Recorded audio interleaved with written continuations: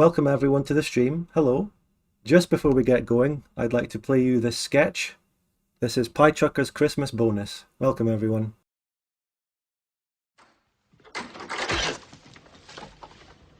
The hell do you want? I have a delivery for Clark W. Piechucker.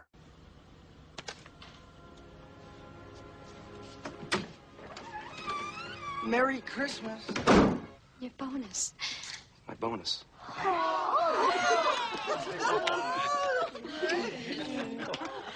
Open it, Clarky. Open it. With this bonus check, I'm putting in a better webcam. That's it! That's the big one! If there's enough left over, I'm gonna fly you all down here to New Zealand.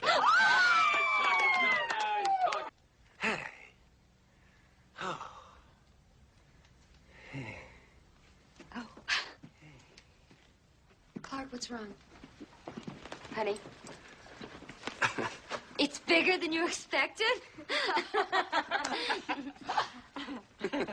Smaller? What is it?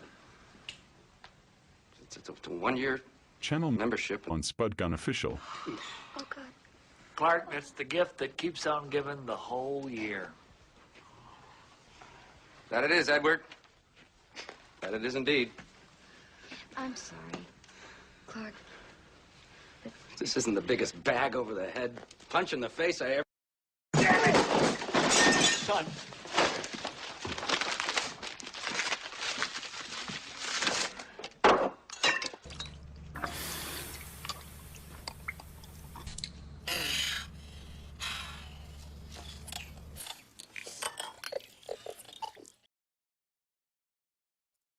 All right.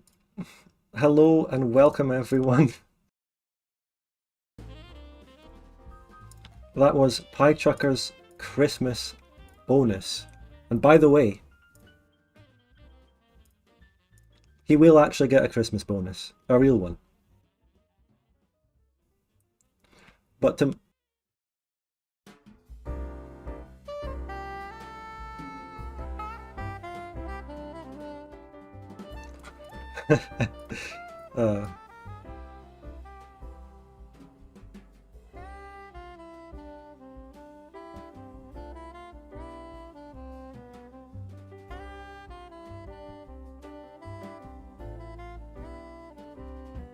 It was very likely that it arrived at one of my old addresses by the time I had moved out.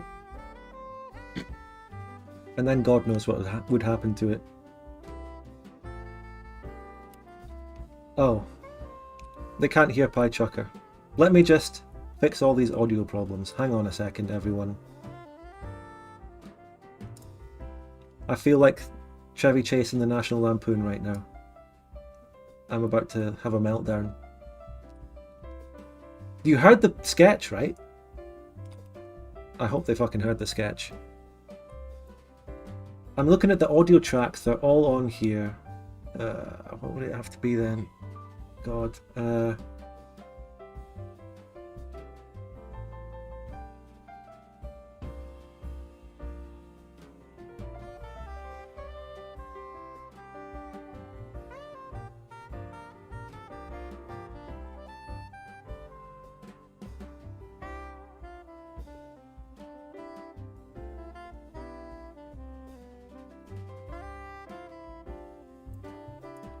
Wait.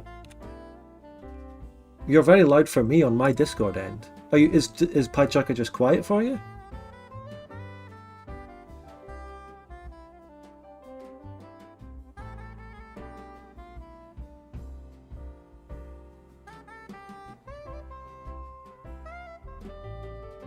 No. What? But people responded to him. What the actual fuck?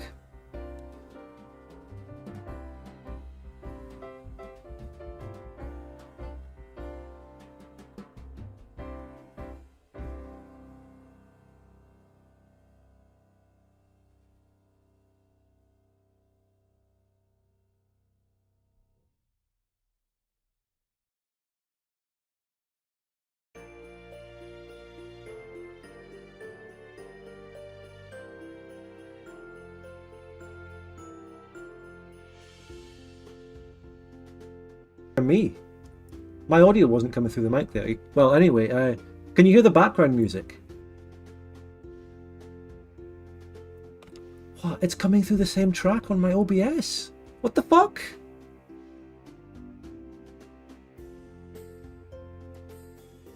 I've got nothing for this. I don't know.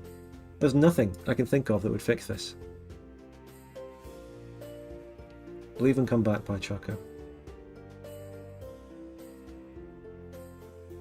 Chat, can you hear Piechucker now? Speak, Piechucker.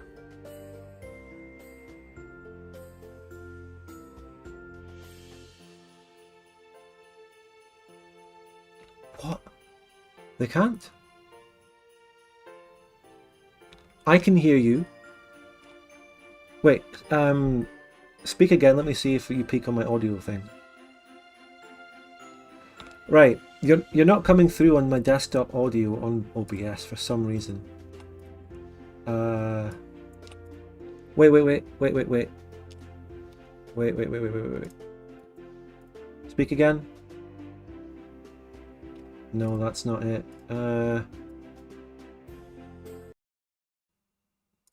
Speak again. No, that's everything off. No.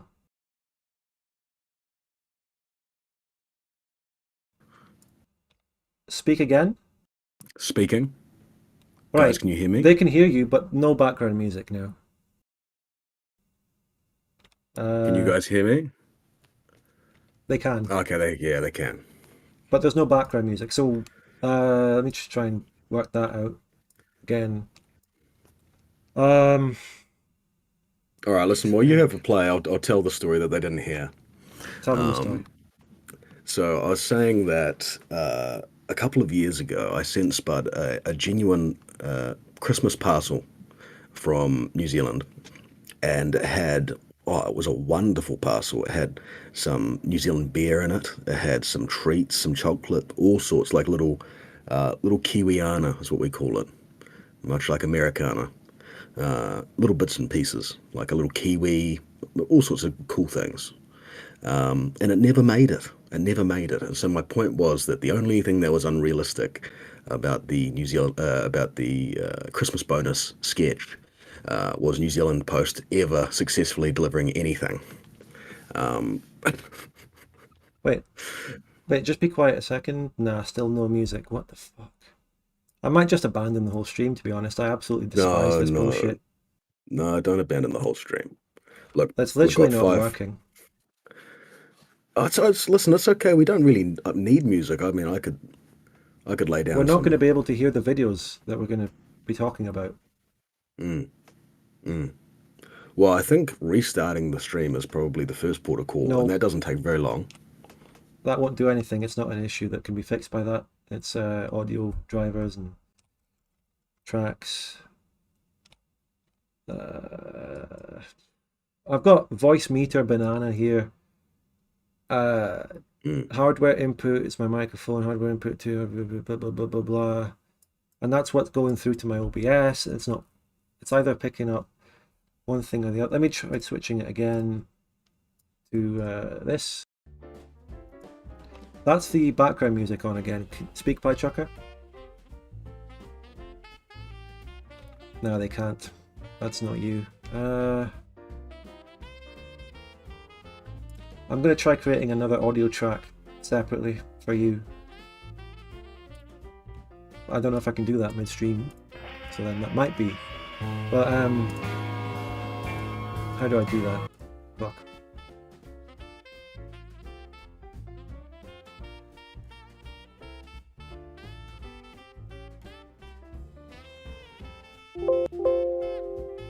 Yeah. Now, where is ad source? Where is it? I'm gonna make you desktop. I'm gonna try making you desktop audio 2, which is my silent. No, they can't. I'm gonna. Right, device for that will be the one that worked. This one. Now, let me turn it on. Let me turn it on. Turning off the push to talk.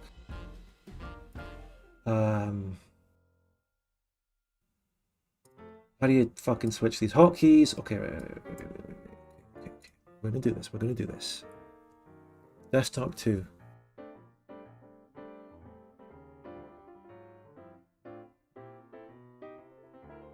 Discord, because you can do specific window and pretend Nope, Discord's a that's game. I just fixed it. That's you now. Oh, I yeah. can hear you in the music. All right. Listen, should we come back in? Should we come back in and pretend this is the start of the stream? I just want to confirm that chat can hear Piechucker and the background music now. Even Sisyphus would give up on fixing audio. I don't think that's true, Boris. I don't think that's true at all. Thank you very much for the £5. Right, that's it. It's fixed. So, how Wonderful. long into the stream are we? That's only been 13 minutes. 13 minutes. And we got the Yes. sketch. Yeah, I At got least. the sketch. Yeah, Um, that's perfect. okay, That's perfect. Embarrassing. right. Take a deep breath, Spud Gun. Yeah. Was that? I did- were you I huffing did- on some copium there? I'm huffing on some TZP inhalant there. Hello, guys. Hello. I'm huffing on copium. I'm taking a big mouth breath. I'm mouth breathing. Welcome, everyone. This is the agenda. There, you've already seen it. You know what we're talking about. We did a Piechucker bonus sketch there. Piechucker will get Christmas bonus, but what I was going to say was, if you want Piechucker to get his Christmas bonus, you have to give super chats. And 2 people already kindly have, without me saying. Which bodes well, because then if you say it, it'll also add more on top of that, hopefully. You see? Listen, New Zealand's slipping into third world status. We could do a charity sketch for just one super chat a stream from each of you. May I add. you could feed a Piechucker his daily kiwi fruit that he needs. So I'd like to thank Siernon for the 5 Polish złoty. First of all, I don't know what that translates to. It's probably like 7 pence. And I'm joking, mate. Nah, I'm just telling a wee Poland joke. Love Poland. Scream if you love Poland. Right, and Boris with the £4.99. Even Sisyphus would give up on fixing audio. And yeah, but we fixed it. The 5 Polish dollars is £1 or 578 New Zealand dollars. That's nice. One quid. Cheers. What do you say? Jekuya or something like that? My joke had awful timing. No, it was good. It was No, good. people saw the alert at the time, and that was the timing of it. It worked. It did work. It did work. I only just thanked you for it, like 10 minutes later. So, Okay. Momentum. momentum is Launching. fucking gone. It's gone. No, but seriously, let me just recover. So I just wanted to Okay. mention a few intro things. That's the basic intro. Intro? No, see, it's over. It's fucking over. Take over. Give us some intro stuff. You're copying my accent there. That was probably the best Kiwi accent you've ever done. Cheeky Piechucker's Twitch link in the description. Intro.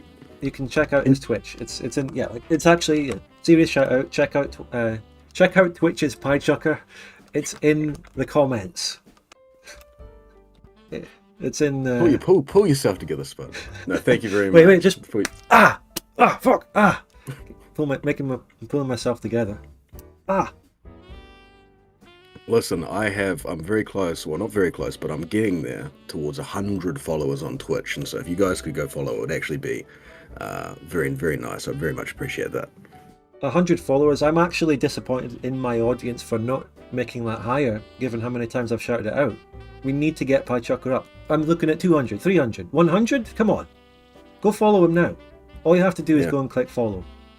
Yeah, click off the video, pause the stream, leave, and follow. And don't stay here. Do it later.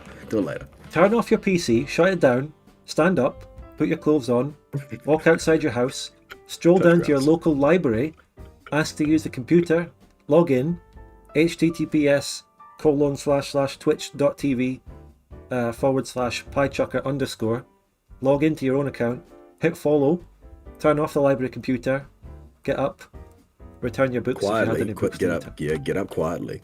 Be quiet. Yeah. And then head back home and get back Yeah. into the stream. I'll give you all, Oh. look at my watch, 10 minutes, and we'll wait for you. Give us some time to fix more audio issues. Is it true that New Zealanders say fish and chips? Yes, we say fish and chips. I don't have a Chups. yeah. There's definitely Kiwis who say that, plenty of them, but I have a strange accent. That's how Dundee people would say it. Fashion chups. That's literally the Kiwi accent. That's nuts. That's Fashion chups. literally, and then it's with two E's instead of a U. If you're Australian, it's fish and chips. Chips. Also, their fish and chips suck. Just a quick roast on Australia. Their fish and chips are trash. Wow. So genuinely, to move along, so this will be a long intro, but we haven't had a discussion stream like this for a bit of time. The last time was just either on Halloween, or actually it was a few days before Halloween, I think, where the main topic of the day then was City Skylines 2, as well as just chatting about anything and everything as we always do. So, Yes. what was that stream about as a brief recap? We were talking about, well, first off, we were talking about City Skylines 2 and how the performance issues that they were having. And do we have an update on that, Spud? Not a detailed update, but I just want to say that it looks like it's now been 2 months, roughly, since the release of that. I mean, I'll even go over a bigger recap. So, it had a very rough release. Before it came out, the YouTubers who had been given early access to it even pointed out the performance issues, and it became... I mean, unlike Victoria 3, people were open and honest about the issues with the game before it came out. Don't know what the difference is, but these issues were well publicised on videos and reviews before the game even came out. And during the release, and then immediately after the release, where it went down to mixed reviews and got slated for these performance and optimisation issues, as well as bugs. And we did our stream just before the release of the game, basically predicting this disaster based on all the signs and the facts. It was a long stream, and actually we made it within like 5 minutes of the game actually coming out. We were trying to wait. We were trying to hang in there, you remember? And it had gone to be like 5 o'clock in the morning in New Zealand. It was, we really gave it a good go. What else did we cover on that stream? There must have been other topics. We did quizzes, I remember that. Oh. Do you remember?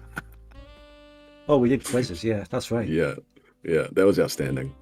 We also talked about some ideas for co-op streams that you and I could do. Oh yeah, but I'll move on to that just a second. But just to clarify on City Skylines 2, a couple of months after that very, very rough launch, obviously they're continuing to develop. They've been continuing to put out patches, and it seems like they're already well on their way to turning it around. I don't know the details on the actual performance improvements or anything and how well they're turning it around. But one sign is that the recent reviews are already up to mostly positive. So to some extent, they've already turned it around. And that really raises a big question to me, which is, if all it took was 2 months since launch to make a big improvement on the game and its devastating issues, why fucking release it? Even if it was delayed for these 2 months, where they've improved it this much, that would have been a big step. But no, they had to do another Victoria 3 level release too early. And it is just, how do they say it? It beggars belief. Yes. Yeah. No, I it's just it's the quintessential, pre-public company paradox, post-public company paradox. Where it's not about making a great game and delivering a great product to the consumer that they really care about. It's about making as much money as possible. Share price goes up. This, if you do go down into these reviews and you display them as a summary as the most helpful, you get one like this, what goes over the issues, talks about how good it is, etc. I'm not going to spend too long on City Skylines, but it does raise an issue which is also raised in the Victoria 3 video I did recently. I didn't talk about this in the video because I don't know. I don't research Paradox's quarterly reports and their corporate level stuff. But it's been raised to me a couple of times, including in a couple of comments on that video, that the theory is that Paradox had a few rough quarters or a rough year or something, and the corporate level demands of the dev teams the game will be released in October of this year. And that is why you get these bad launches, because the corporate level demands the dev team, and that is very plausible and it makes a lot of sense. I just haven't seen actual direct evidence of it, that's all. So I don't talk about it much. Completely plausible though, and it would apply to City Skylines too as well.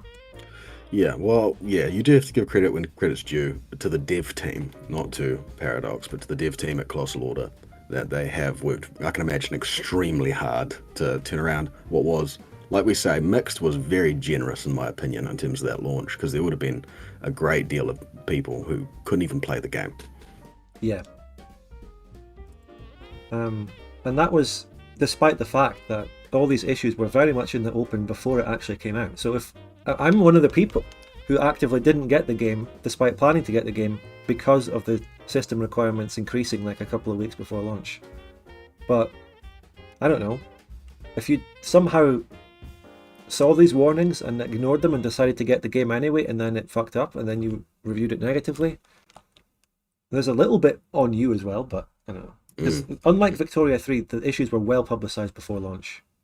Victoria 3 was a completely different thing, where all of the content creators sponsored and getting early access were singing its praises and completely ignoring any of the problems. Big brother. Yeah.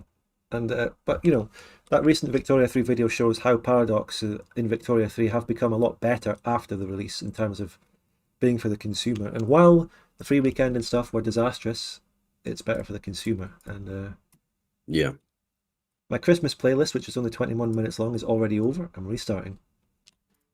The only royalty free I could get. But anyway, don't forget to like the stream, by the way, because it's for some reason we do get a lot of you guys, which is great. We've got 200 odd of you guys, and thank you for coming and hanging out with us.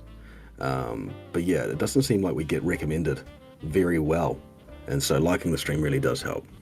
Yeah, please do. Even to my own subscribers, it doesn't go out very well. Yes. Also, it's not the best time of day, that's for sure. Even for anyone. For Americans, it's like you're not awake yet. For Europeans, you're working. And for New Zealanders, unless you're literally Piechucker himself getting dragged up, you're not going to be here either. Yes, yeah. No, I try and drag as many of my friends, my night elf friends, into the stream as possible. And I think we've got Locust Canyon somewhere. Yeah, the chat's not dead though, Viking. Yeah, that's not fair. Lucas in the chat is pinging me about Creative Assembly issues, and yes, Creative Assembly have been going through massive turmoil lately, and it's crazy. I mean, I don't know anything about it, and I haven't actively played a Total War game for a long time, so I don't really have any comment, and it's well, you know, attested to, and there's other videos from people more in that community to talk about it. So I just don't really have anything to say, but I'm not denying anything. It's absolutely crazy what's happening, it seems. Do you know anything yourself, Piechucker? Yeah, I know a little bit about it. I know that Warhammer 3 was the real start of the downfall, because they were like, I don't know, I don't want to be hyperbolic based on what I've read. Most of what I'm saying is anecdotal, but they basically whinged that people weren't buying enough DLC and they weren't supporting the game enough, and so they were saying like, oh, if you guys even want us to make games, then you have to, you know, be buying this DLC. And that's how I feel when I don't get super chats. Why are we even here? Super chat now! No, but see, when you said that Warhammer 3 was the start of the downfall, I think a lot of people would argue that the start of the downfall was like 10 games ago when they changed the projectiles or something. Like I said, I don't know. My fellow Scotsman on the topic has a lot more to say. Yes. My Creative Assembly equivalent. Yeah. The last Warhammer game I played was Warhammer 2, and I really enjoyed that. And then before then, I played a couple. I played Rome 2. I didn't enjoy that. I think they fixed it after a long time. But the last sort of Warhammer game Total War game that I really fell in love with was Total War Shogun 2, which would have been 10 years ago now. Someone says the real downfall was Oblivion Horse Armor DLC. Your CA correspondent. Me and Vollarn could come together and create a sort of news network, and we'll have a presenter who's like, we're now going live to our Creative Assembly correspondent Voland, who's on the scene. And he'll give us... We've got Buenos Dias, Spud Gun and Piechucker from Isaac. What does Buenos Noches mean? Is that a reply? Is that a super chat? Yeah, true. We should ignore him, shouldn't we? Is it not a super chat? Fuck him then. Puta madre. Puta madre. I don't No really know what escuché that nada. means. Feliz Navidad. Buenos noches is good night. Okay, well that makes more sense. That makes more sense for me. Yeah, like It's 2 o'clock. I'm also getting the chat glitch where I can't really read the current chat, so I'm not even reading the chat messages that you're reading. That's fine. I can be the chat guy. I'm Yeah. the link between the ivory tower and the small folk. You're the chat Yeah, I'm thrown. correspondent. Yeah. Now over to our chat correspondent, Piechucker, who's live in the chat.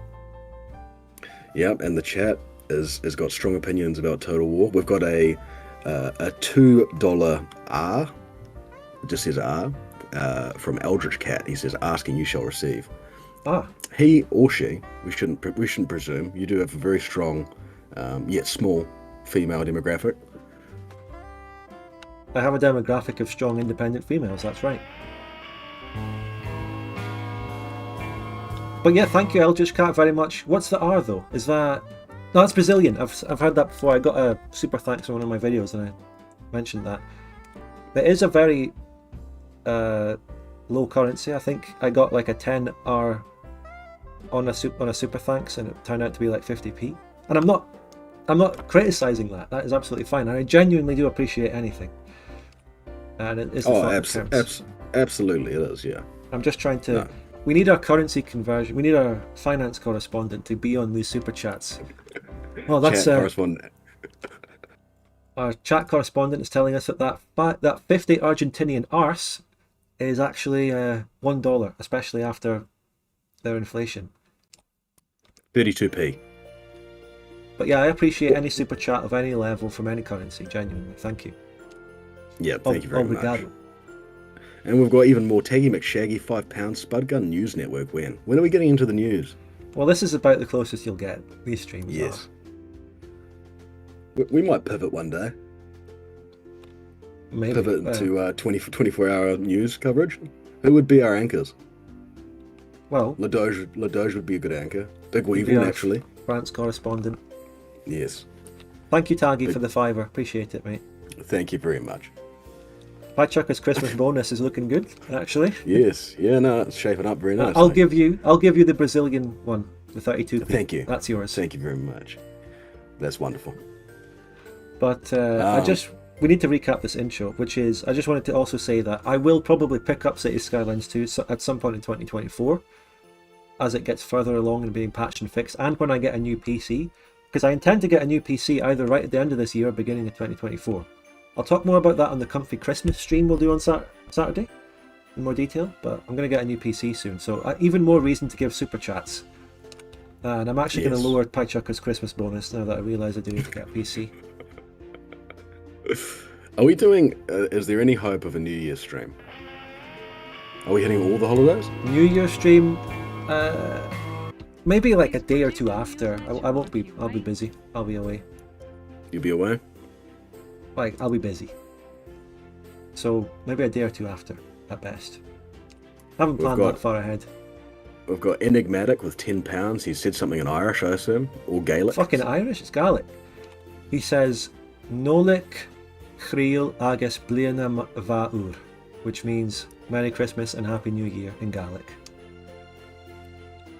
And that is beautiful. Wow. Thank you very much, Enigmatic, for the 10. Thank you. Merry Christmas to you as well. Tapping. You say, in Māori, it's Meri Kiramiti. That's how you say Merry Christmas in Māori, which sounds very much like Merry Christmas. It's one of those languages where the difference is so small that you might as well not even bother. Yes, I think that is quite interesting. Well, let's not get into linguistics. Let's not get into linguistics. Let's not get into linguistics. But if you come to Scotland and you see an ambulance, it also prints the word ambulance in Gaelic, which is just ambulance spelt slightly differently. AMBAILIANS or something like that, and it's pronounced ambulance. Oh. Yet they have to print it on there as well. I mean, I love Gaelic, long live Gaelic, but just putting that on an ambulance is just pointless. Yeah. Let's see how wonder, well the like- Portuguese text-to-speech does this one. Okay. Not too bad. Could be better. Probably better pronunciation than most Scottish people could do, actually. Certainly better than me. Hello, 1938193819381. Is that the amount of dollars you're going to give me in a super chat? Wow. Games you've been playing or watching off stream. Thank you very much, Taco Man. So that's That'll two lead US us on. dollars. That'll lead us on to the Yeah. one extra topic we have for the intro. Let's do it. So, actually, just to recap, and thank you, Taco Man, for the $2. So, on the last stream, which we mentioned, which was centered around the City Skylines upcoming disaster and around Halloween, one of the things we talked about was potential games that me and you could play. New games, like we talked about Skyrim co-op, maybe a Shogun Total War campaign. I've actually got. You might remember me writing down on a note during the stream the games. I actually have that note still right here. Oh, yeah. I'm checking it. You do take physical notes. I do sometimes for some things I like to. I Yeah, actually I have take a note. physical notes when I make videos. I have a very nice notebook, but I don't know. How's your handwriting? Do you have nice handwriting? It's all right. Mine's appalling. Mine is just, it's always been bad. My handwriting is absolutely appalling. So I have a beautiful notebook that Sally Mary actually got for me years and years ago, and I've probably only written 3 or 4 pages in it. Just because I look at I feel like I'm ruining it. Like, picture doctor's handwriting, but even worse. Like, borderline illiterate. Like, it kind of looks like you can't write, like you're kind of making it up. Jesus Christ. But It's appalling. I like to take notes. So when I'm actually doing my Victoria 2 videos and I need to write down certain numbers of pops that a country got after a war, so I'm in Victoria 2, I write them down on a physical note and I do little calculations of pops and brigade counts. I might show us a sample of it at some point. You should. I write brigade Show counts. a little behind the scenes. You can find a lot of behind the scenes stuff, including bonus clips from your series on your Patreon, can't you, Spud? Yes, exactly. Bonus clip from the Bavaria series, bonus clip from every series, behind the scenes stuff. And I was just thinking, if I am going to show any of these notes behind the scenes, I'll do it in the GigaChad channel on my Discord, where I have shown behind the scenes stuff as well, many times. And mentioning the bonus clips real quick, because I've seen a lot of them. The bonus clips are not like bits that weren't good enough to make the cut. They're just they're like, some of them are the best bits. They just don't make sense in the story, and they're hilarious. Yeah, and you got a prime example of it in one of the recent Bavaria episodes where the Albion player in the actual episode, like part 14 or 15, got mixed up with the Danubian and Albion rivers. And then I went, oh yeah, I've got a bonus clip where I did that like 5 episodes ago, but it didn't fit. So I took it out of the bonus clips and put it in to reference that.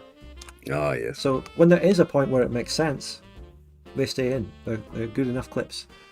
But basically, the point I wanted to make, which also answers Taco Man's question. Oh, what a long intro. But that's fine. That's fine. We're doing great. We're doing great. It was the audio issues that caused this. We would be like only 5 minutes Oh. into the stream right now if it wasn't for that. Oh, so yeah, we would. But listen, we're professionals. We're consummate professionals, and we can react. We can take these blows. Yeah. And the thing is, no one's going anywhere. People, when they click on the stream, they're staying until, we get to the topics. Yeah. Until And there's we another start point. really There's another talking point. shite. Yeah. There's another point I want to make a little bit later about the benefit of us just chatting nonsense, but I won't make it right now. I want to make the point. Spudder, in your vids, please make that an analyze sections less fucking boring, dude. Well, first of all, fuck off. Second of Yeah. all, I might make the one in the next episode longer just because of that. The analysis is what grounds the whole video, because otherwise you don't know what's going on, but you don't know exactly what's going on. You're a fool and a charlatan. Yeah, get out of here. No, but get out of here. Get and out fuck of you. get out of here. Get out of here and come back with a better attitude. Maybe he needs to go to the library. Merry Christmas, though. Yeah, Merry Christmas. Bless you. So, we had that list of potential things to try, and what basically happened was that Lethal Company came along out of nowhere and became the game that we play all the time. So Lethal Company happened. We're not going to do a Sony Vegas co-op yet. Sony Vegas, everyone. All out new Sony Vegas. We've done Sony Vegas co-ops. Yeah, we have. Speaking of which, we did one on. I don't know if I could mention it, but we need to work on that because that was a great stream. I don't know if you know what I'm talking about. Wait, which one? We Rhymes also with- have we do have Vive Leroy in the chat right now, and we're going to talk about Crown of Hispania and give an overview of it as one of the topics later. But he's already here. Shout out to him. What were you saying? Absolute. Well, he makes fantastic EU4 memes. Very, very funny man, Viv Leroy, and I'm a genuine fan. Go ahead and check out his channel. He's got lots of good stuff. Lots of good stuff. He's on the edgier side. He's got a good, what would you say, a blue sense of humor? He's got a, well, given his last video, he's got a very white sense of humor. Very edgy, not for everyone, but you know, that's fine. But a class act. Yeah, and what was the Subway, what was the video? No, hold up. That's really funny. Add Subway Surfers gameplay in the corner of analysis. that is funny. That is funny. Well done. That's good. C'est en français? Oh, anyway. What were you saying? Which video was it? Rums with Poland, Lithuania. What? We were working on that Poland Lithuania. Do you remember this? This must Yes. have been quite a while ago. That's always been on my mind, and I always think of going to it, but I just go, oh no, fuck, I need to do the Bavaria episode, which I still need to do for part 16. I mean, I'm well along the way of part 16. I'm like 70% finished it, but I need to focus on that for Friday. So, a fireplace in the corner? It's too late. I'm sorry to ask this, but what the fuck is Crown of Hispania? We're going to get to that when we reach that section in the video. Not the video, the stream, okay? We're going to get to it. Alright? We'll get there when we get you've ruined there. it. You've ruined it, chat TW. You've ruined it. You've ruined it for everyone. Patience. Okay, come on. We're moving. You need We're a moving. lot of patience for these streams as well. Yeah, we're lightning fast. We're just bombarding them with information. Pre-recorded. It can't be pre-recorded. The very writing of a pre-recorded, like saying pre-recorded in chat and then us responding to it, is proof that it's not. It could be us writing these messages. I just want a new Victoria 2 or Victoria 2-like game. Well, 2024 might be the year for you. It might be the year. Viveroy said it's not even announced yet. They're doing a video before me. I don't know how public your game is meant to be. Should we even talk about it already? Because I mean, Have we said too much? The Discord's public, and the information in your dev diaries you've written are public, right? I'm not going to go into that many details, but I've got your information overview channel so we can give an intro to it. Also, this isn't a video. It's like in the deep depths of a stream. Yeah, it's anything that's just on the Discord. So yeah. This is going to be well within the deep depths. I mean, at the rate we're going, it might be like hour 3 before we hit the game. To be fair, there's a solid core of you guys, and I don't know. Tell us in chat if you are these guys, because you deserve to be fucking applauded.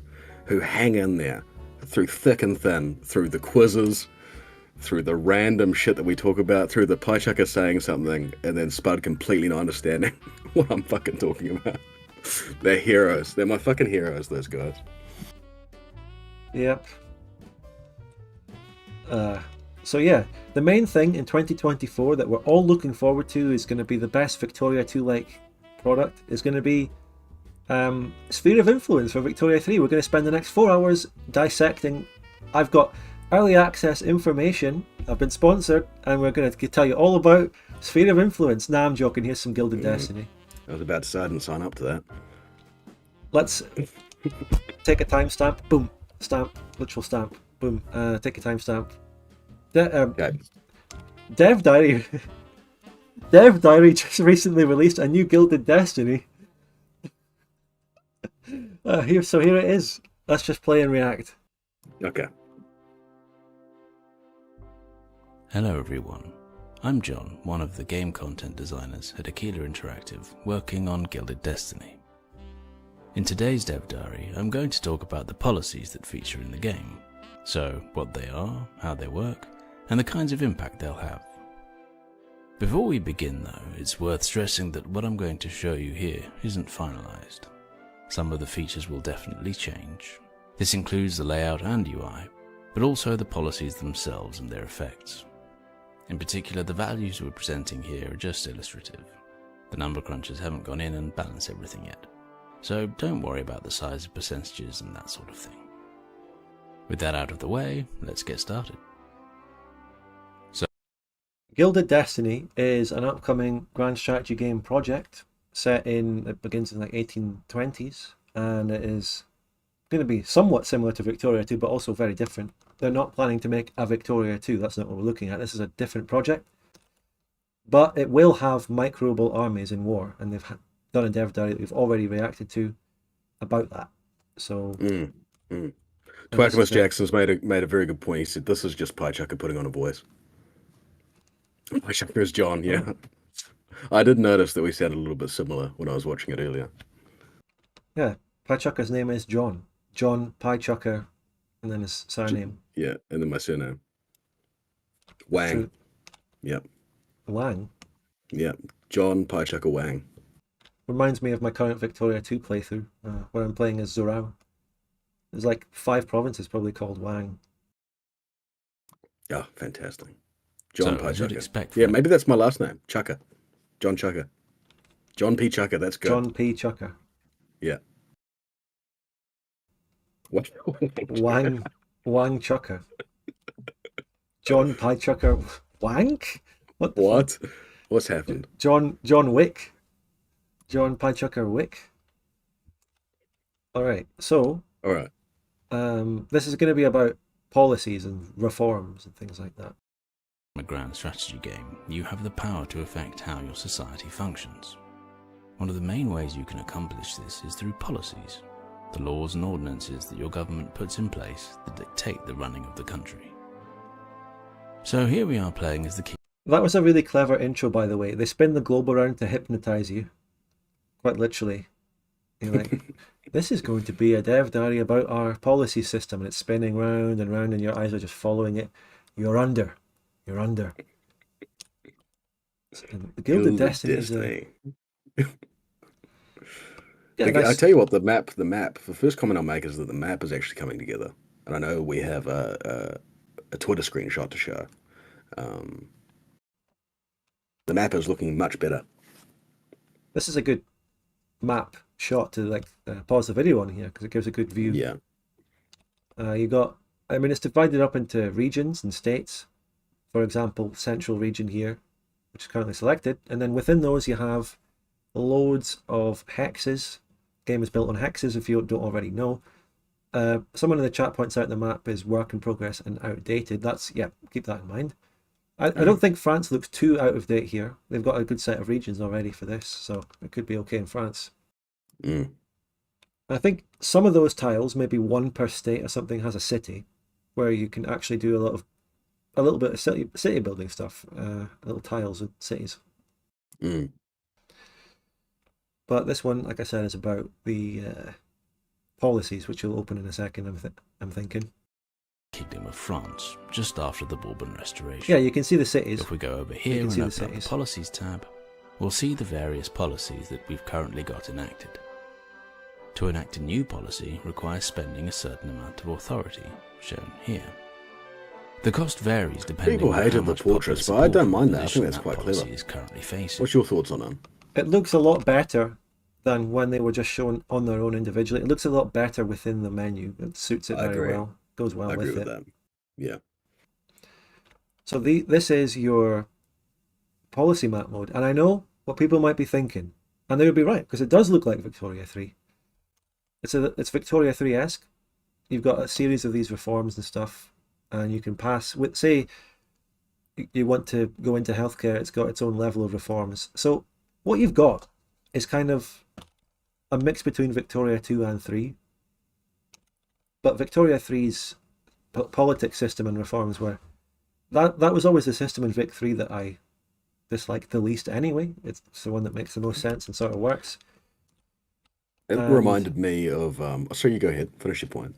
No, I don't. I was just actually filling space for no reason. Go ahead. Oh, were you? Okay. This reminds me, and do you guys agree with me here? It reminds me a little bit of when you sign a constitution in Tropico. I don't know, you haven't played much Tropico, have you, Spud? Nah. Nah. But one person in the chat will know what I mean. Because it looks like, aesthetically, it looks kind of similar. And who doesn't like Tropico? It's like the best thing ever. You know, when I just went and you started coming in, what was actually happening? You know how you sometimes make noises or say a word like and, just to sort of fill Yeah. space before you know what you're actually going to say? Yeah. I didn't actually know what I was going to say after that and anyway, so you were good to come in. So I saved you. Yeah. Perfect. El Salvage that. Presidente! Exactly. Tropico stream, that would be fun. That would be really fun. Yeah, it's on the list maybe one day. But, you know, we've got Lethal Company anyway to do, so no time Yes, for we that. do. We're going to be back on Lethal Company on Friday, but we're going to do an unlimited lobby. We're going to have loads of people on Friday. We might need to use a different mod because I think that one caps out at like 28 or something. Although, to be fair, if we got 28, we'd be pretty happy with that. That's nuts. Yeah, I'd rather, you know, I might have 28 players, but no viewers. Yeah, all the viewers are playing. All right, let's continue. Once a new policy of a particular type, foreign policy for instance, has been enacted, there will be a Woven says, shit, I don't have the game. Well, that's fine. Don't buy the game. Just watch the stream and donate instead. cooldown period before that type of policy can be changed again. As you can see, policies are grouped under reforms which cover a number of different areas, ranging from the military, to the economy, to rights, to sanitation, and so on. Now, it's worth mentioning that for the most part, policies aren't straightforwardly good or bad, at least not in the moral sense, this being the 19th century after all. But in general, there are pros and cons to implementing any policy, and it will be up to you to decide how you want to run your country. On that note, we've tried to make sure that most policies aren't locked or chained together or anything like that. That contrast between, or the system of having every policy has pros and cons, is different from Victoria 2. In Victoria 2, a lot of the reforms are just straight up good and you need them, no matter what. Yeah. And they've also tried to go towards that pros and cons system in Victoria 3, although what happened in Victoria 3 was that there is a kind of meta. There are ones that are better than others that you want to go for in Vic 3 that don't have a downside necessarily. And that might end up being the same in this game because they might come out with a plan to go, in theory, all of these are a choice and some are better and there's pros and cons. But at the end of the day, a meta always forms in every game. So Yeah, I think the sign of a well-balanced, system here is if there is a meta, but if you're in a certain position, you would choose differently. If you're in a unique, you might make slightly different choices to that meta based on your situation. Does that make sense? yeah, absolutely. I remember talking about Victoria 3 years, even before it came out, how with the policies and stuff, that theorizing whether it would be possible to actually not liberalize and westernize and, say, for example, play Russia and stay backwards, keep your people all as peasants and then just mobilize massive armies, that's not really possible in the game, is it? The only way to play is to cookie click and build up and industrialize. That's the game. Yeah. You can't really stay as an agrarian country in that, can you? Really? I don't really. Well, you know. It can, might but be you'd fine. get owned. You'd surely get owned. You wouldn't make money. No.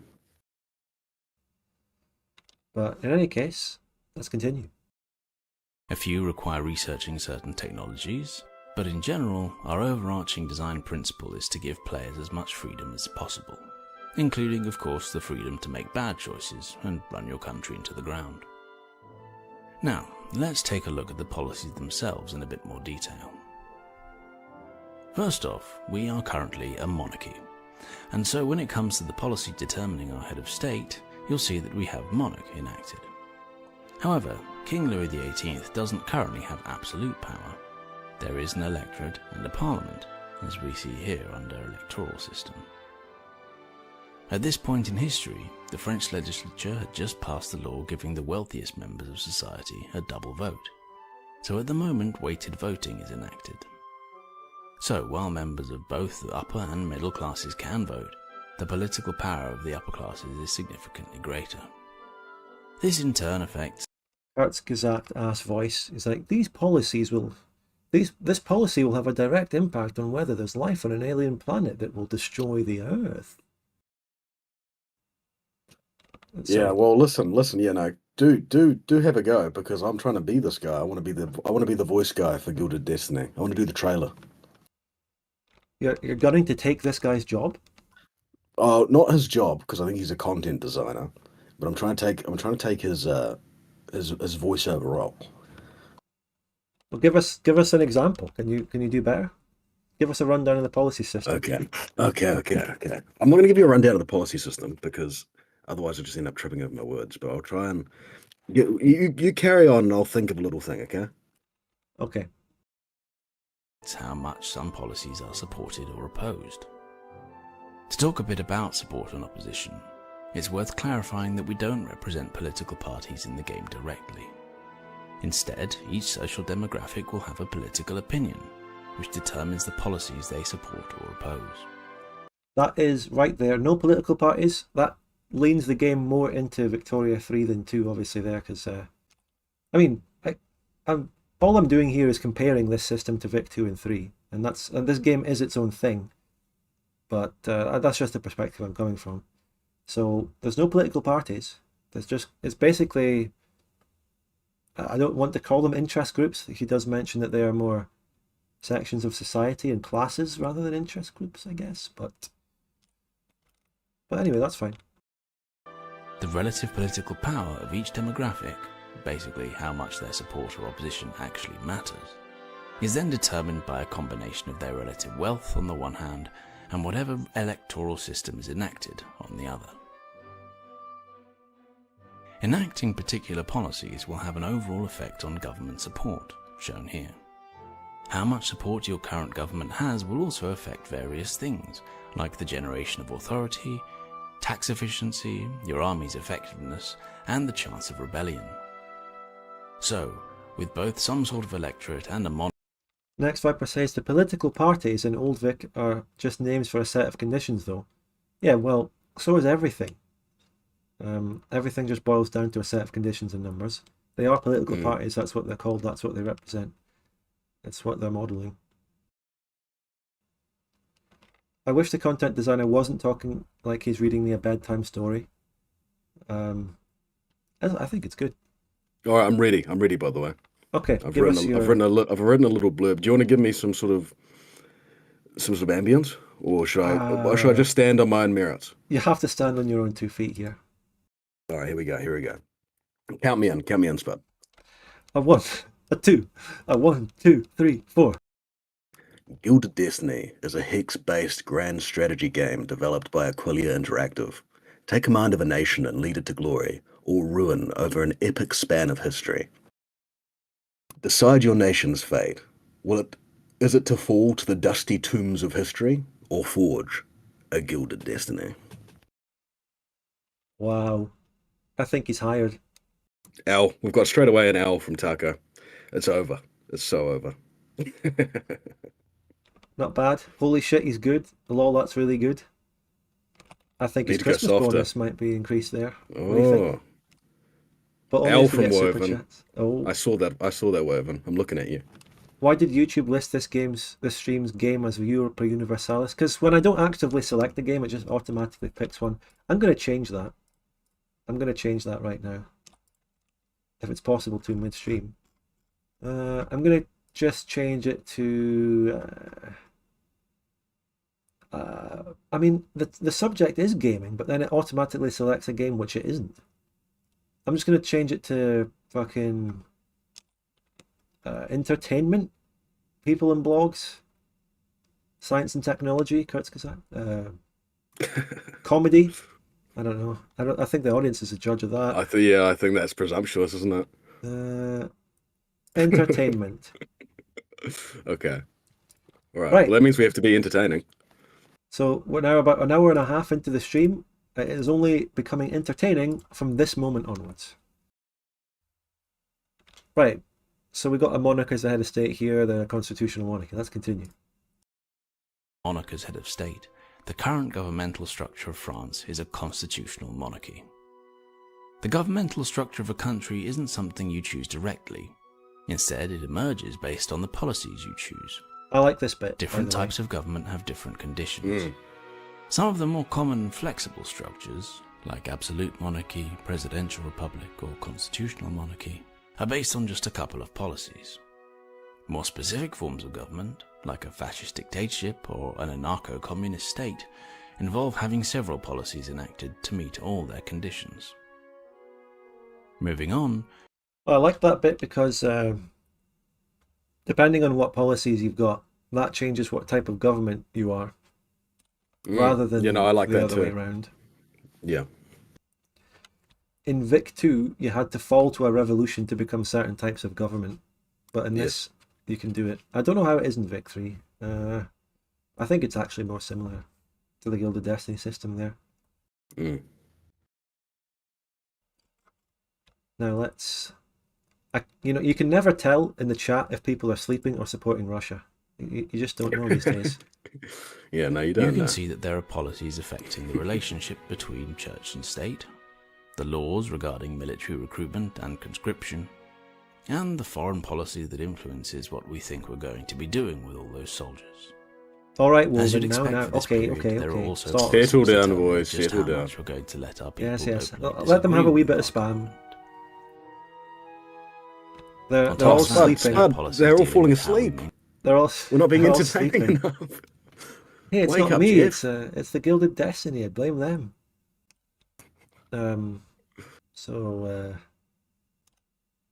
Victory, you change government as if it was any other policy. So you can just go, boom, we're now a communist state with one reform. Anyway, Yeah. continue. maintain public order, covering the development of the modern police force during this period, and policies dealing with immigration and citizenship. Next up, we have the three main policies that influence our finances: trade, economic policy, and taxation. Trade and taxation affect other tabs that we'll cover in another dev diary. But in a nutshell, If you think they this is all enable too or much lock like certain Victoria 3, options just on those remember this tabs. game has microable Economic stacks. policy, on the Okay? other hand, To affects satiate how the much wall lovers control in the chat. state has over its internal market. This includes whether or not the state can compete in the market by building its own industries, whether it takes a laissez-faire approach and just lets the market regulate itself, or whether it decides to take ownership of everything and end private ownership altogether. That last one being a condition for a communist government, of course. Finally, there are the policies covering most of the major social reforms that happened during this period. Get healthcare, get As healthcare, with get most of the healthcare, get policies healthcare, across pop the growth, board, pop growth, There's pop some growth. abstraction. Not every country did things in exactly the same way or called it exactly the same thing. So we've tried to capture the essence of what certain reforms were designed to achieve. It's also worth noting that occasionally we've got reforms that didn't happen until after the period the game covers. The idea here is that they were still things that reformers at the time had their eye on. So maybe they could have happened if conditions had been right. And if you want to create those conditions, that's up to you. On top of that, the policies are designed to be moddable.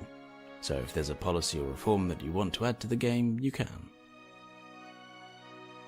It's all moddable. Here we've seen the ways That's you funny, can try normal to use username. your country's Let's go. government to mold society in the Yeah, it's comparing the swaying portraits to Stellaris, and it's true.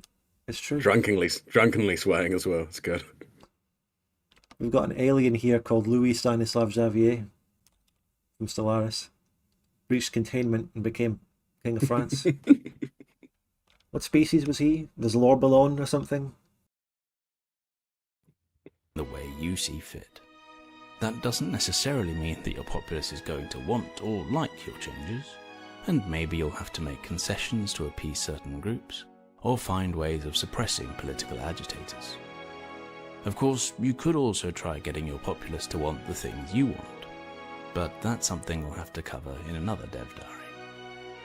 And this We is hope us you've enjoyed this exiting the video, hypnosis and as now. always, please It's let us taking know us out what of the you think. hypnosis. Remember that nothing we've shown here is What day is final, it? and some of what we've shown is just illustrative. Christmas is already If passed. you want to keep That's how up to long we date were with our under. latest content, you can Species. subscribe to our Species channel French. or join our Mollusk Discord. alloys. And if you haven't already done so, you can add Gilded That's Destiny good, to your liquid. Steam wishlist. Also, while we There we aren't go, actively we're spinning recruiting away. for any specific positions, Spinning into we're the end always looking screen. for people who are a good fit. So if you're interested in working on a grand strategy game, we encourage you to send us your resume at jobs@aquilainteractive.io. See this. Well, there you go, everyone. If you want a job, Viv Leroy's giving you that classic edge in the chat. It's fantastic. He said, "Hope France will be able to do some cool stuff in Algeria." yeah. Well, so that is the latest Dev Diary video for Gilded Destiny. We can Yes. have a wee chat about the project in general and anything in there. I think that is a solid video, giving us a solid overview of their solid political and reform system. It's fine. Yeah, no, seriously. I think that the game is moving in a fantastic direction, and I'm thoroughly impressed. You know, we were joking earlier, but I think it's got a long way to go, but I think it's shaping up. Like, if you compare where we're at now to where we started when we first discussed it, I mean, they've made a huge sum of progress. Yeah, absolutely. I remember seeing it in very early versions and stuff when they first put out, especially their first showcase where they moved around the map and it was even quite laggy at the time. They're obviously fixing that. It's not like City Skylines where they're actually going to release it in its laggy, unoptimized state, doing that in development. So we don't have, in terms of the overall theme of the stream being 2024, I don't know if this game will be released. I believe it actually says 2024 on the Steam page for Gilded Destiny. That's a fact. It does say that. But we don't know when it's going to actually be released, and I'm not going to ask them to rush towards a 2024 release if they can't do it. But we can always have a little bit of hope, and if this comes out in 2024, then that will make it a better year for Grand Strategy alternatives to Paradox. And by the way, Absolutely, and we'll be playing it, won't we? oh, absolutely. I'll play it when it comes out, yeah. And you're saying that this is a rare occasion where you would be happy to be sponsored by a company.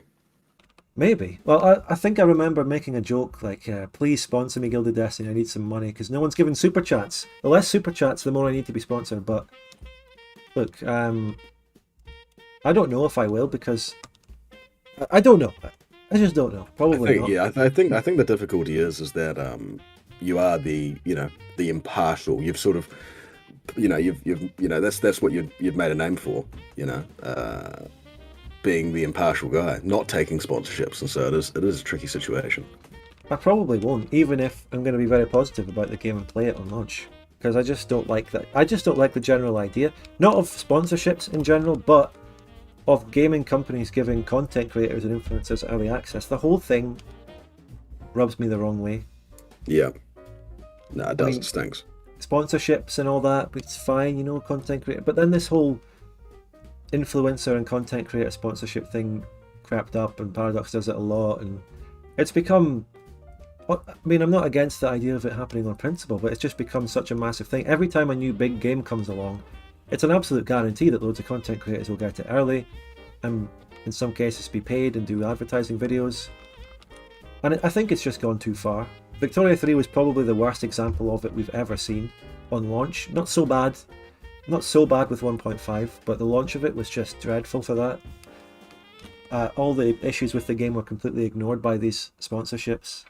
That whole thing rubs me the wrong way so much, as everyone knows. I've gone over it Yes, to death, but yeah.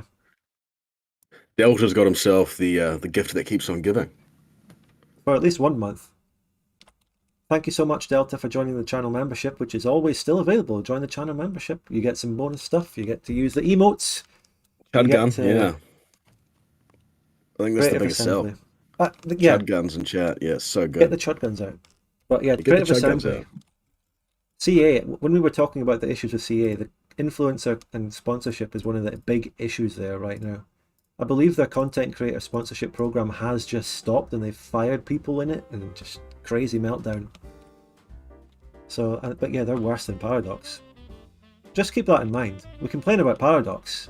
They're not as bad as Creative Assembly. They're not too far down that rabbit hole yet. And like I've said with Victoria 3, they've improved on that drastically after launch. So they're sliding further away from that creative assembly hub, Yeah. if anything. But we'll just have to see when the next major sort of commercial product comes out, and that's probably the expansion in March. But anyway, someone did ask about the war in Gilded Destiny, and that we already covered that previously, but you know, let's have just a quick look again. On a at high the, level, we want look. warfare in Gilded Destiny to be something This was Should a we while take- ago that can now. help you manage the Should we majority take a of the look time. at the But- Germany map? Is that Absolutely. what we're talking about? That's Yeah. the next thing. I just wanted to point out that if you want to watch this, check it out on their page and watch it again. It is 6 months old. It's from June. We did go over it more at the time. So the next thing to point out would be this, but I also have to stop. There's a guy here, Piechucker, has just given 30% of his own Christmas bonus to YouTube by giving a super chat. And also Dupada, who I don't know if you want to read that. No, I don't. I don't want to read You don't? that. No. You don't want to read that? No. No.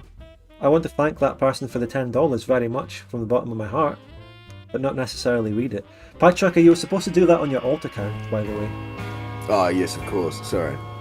Yeah. Well, I put two in, and you know, only the second one was on the old. Oh, this one's yours as well. Let's Yes, see if it yeah, plays yeah. it. Let's hear the Portuguese text-to-speech say it. Any second now. That was $10, Spud. I think I did. Did I say pounds or dollars? But yeah, thanks for the $10. Duper da. Just waiting for that. Ah, oh, here we go. Will you add me? That's what Dad likes. Wait, did it say the previous one? Or it says you became a member for 6 months? So the second one there was... I'm confused. Let's just listen. Back that tongue up and shake it for Dad, my potato baby. That's just horrifying, actually. Thank you for becoming a member Yeah. for 6 months and for the super chat, duper da. Thank you very much, Dupada. But I just got I a also Brazilian got, woman yeah. telling me that. From Grunon Crete, or if I butchered that, you'd be way better at pronouncing that. Grunion Sete. Seems to be a Spanish. Grunion Sete. €10, a small contribution so you don't need sponsors. Well, that's actually a lovely message. That's a good contrast. Yeah, thank you. Thank you very much. If I ever Feliz do have a Navidad. sponsor, if I ever do go for a sponsorship, it will not be for a game. I would rather just do a side product, which I also happen to believe in and use myself. But I have no idea. Don't have any on the cards right now. And I'm fine. Other than the fact that I've gotten a massive tax bill and I need to buy a new PC, I'm fine. Wait, you pay taxes? Yeah, I do. I do pay taxes. Why are you asking? Eh? 20% of my Yeah, income gone. Yeah, for the 4 years undercover, I'm like British. Yeah, I start speaking in a British accent. Wait, What? no, I'm not even gonna attempt it. I don't even think you understand. That's fine. I was making a joke about me being a tax investigator. Oh, right. I swear to God, there's been a guy in the chat who just goes one proud and then whatever we happen to be talking about, Yeah, the whole stream. yeah. Bless him, bless him. Yeah, keep the grind up, mate. Yeah, you're a So, legend. Whenever you see a super chat, for example, a €10, just remember that YouTube takes 30% of that, and then the government takes 20% of what's left of that. So by the time it's gone through all of that, I'm only getting like £6 from like a £10 super chat, roughly. And how can they how can they donate more effectively? Well, the Patreon's generally better, but on the stream, super chat's absolutely fine. I'm not saying it's a bad thing to do. It's fantastic. No, You want super chats? They are awesome. I think the thing I love about it, and it's kind of worth the what was it, 30% that they take? Maybe not quite 30, but I do like the interaction, you know, Yeah. that a super chat provides. I have a Stream Elements link that half the people can't seem to use. I can't have a Streamlabs link or anything related to PayPal because PayPal randomly deleted my account a while ago for no reason, as they often do to people. Yeah. Is that the music stream needing replayed? No, it's not. Right. So for this entire, wait, we haven't had this on the screen. There you go. We're still well within the Gilded Destiny timestamp. We're heavily talking about this project right now, as you can see. This is what looks to be more final borders for Germany, and this gives you a real feel for how the game actually looks right here. And it might be unorthodox, and it might be very weird at first glance to some. The hex I is like really... this a lot. I wrote something down, by the way. Let me pull it up. I think that they should... Was it your next super chat message? Sorry, Kyle. It was my next... Yeah, I was just logging into my my other YouTube account. Yeah, my various alts. No, I think that... I don't know how possible it is within the game engine, but I think that if they added half hexagons in terms of the fact that you could have half water, half terrain, they could make the coastlines a bit more nuanced. I think that would be a tremendous change, but I don't know how achievable that is. Yeah. I guess the weirdest looking thing is the coastline. Yeah, which I think that's what most people point to when they're not happy with the map. But if they could somehow add half hexagons, they could really improve it. Thank you, Boris, for the £4.99 Scottish tax moment. Hopefully this will buy a Freddo. Well, we'll see. Oh, do you guys have Freddo frogs as well? Yeah, I don't know how much they cost nowadays. They used to be famous for being cheap, like 20p, but they're now probably inflated. There are these bars of chocolate that I used to get growing up, which were 50p, and it was written 50p clearly on it. Now they're 85p. That's Joe Biden's economy. When I was a kid, you used to be able to buy tons of stuff in the supermarket for like 40 cents, 50 cents. You know, like you could buy a bottle of fizzy drink for like 80 cents, and now everything's like $3 or $4. It's over. Huge change, yeah. Like there's nothing, like I can't even find anything that's worth cents anymore. One proud Freddo frog. There it is. But that one's from Sleeper, and Sleeper's actually very active in the Gilded Discord. The Gilded Discord. Destiny. You alright? I haven't been alright since the audio issues, Piechucker, you know that. Yeah, listen, everything's alright, okay? We're doing very, very well. It is a successful stream. We're flying. Things are going great. There is one point that I originally wanted to mention about this, which also ties into the sponsorship thing, which is when we cover these projects, and as we're about to cover even more of them, for example, Crown of Hispania, these are all actual commercial projects, and I on the channel, we're giving them promotion and stuff for free on this channel, basically. This isn't a transaction or anything, I just covered them because I'm interested. But I think the thing that makes it not just a pure giving them or a pure shilling is the fact that people have to trudge through like half an hour of random nonsense to actually get to the interesting parts and promotion of these projects. That's what makes up for it. If they want to pay me to do a sponsorship, I'll do an excellent, quick, effective rundown. But this is my own format. This is how I do it on my terms. Yeah, keyword I. You didn't say we, and I think that's gonna be the big difference. I think it is we. But I was just saying I as in the Spud Gun official channel as a channel promoting games. But yeah. No, I think that's probably our biggest weakness as a duo is that we both constantly veer off subject. I think our biggest weakness as a duo is that we both just think this is all about us and we just refer to I in the first person all the time.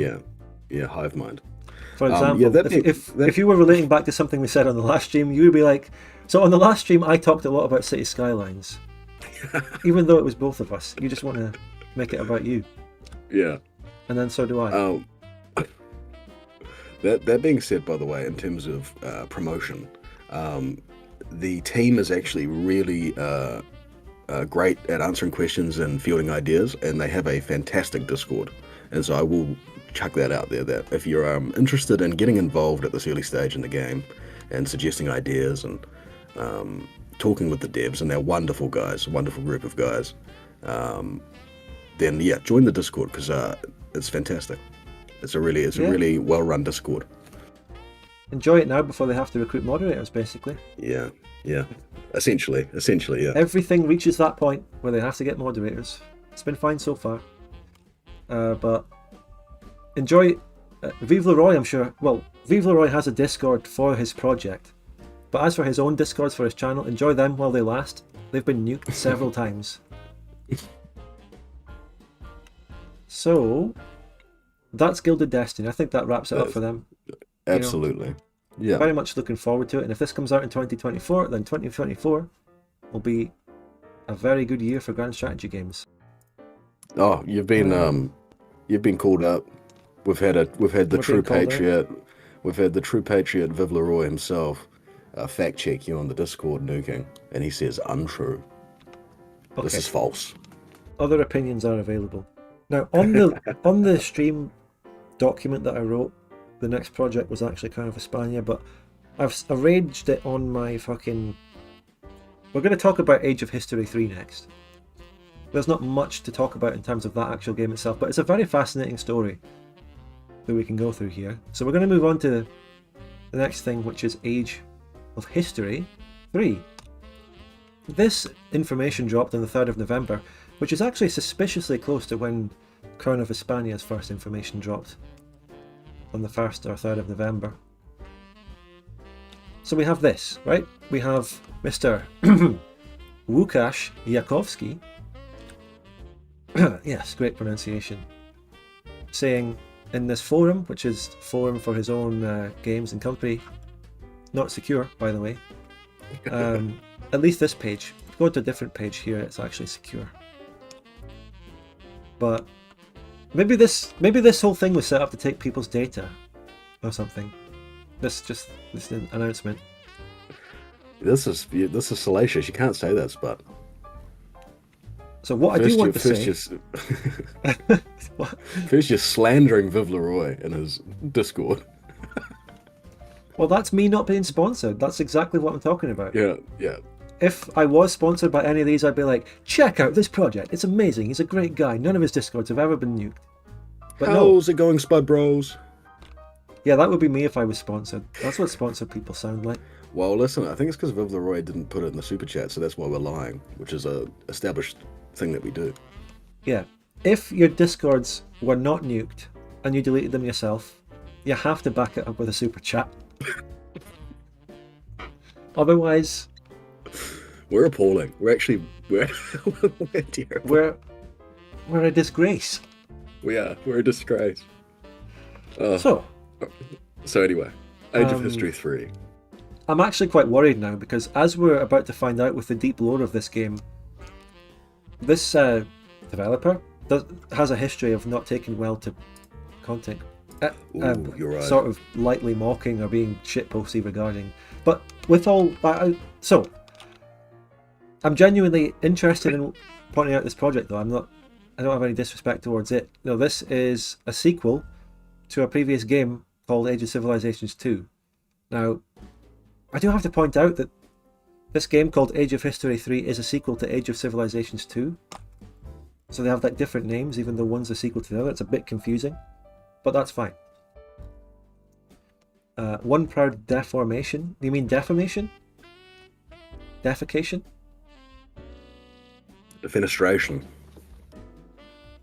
So, this is an upcoming grand strategy project. It says Age of History 3 is in development. It will be a real-time grand strategy game. There isn't much direct information about this.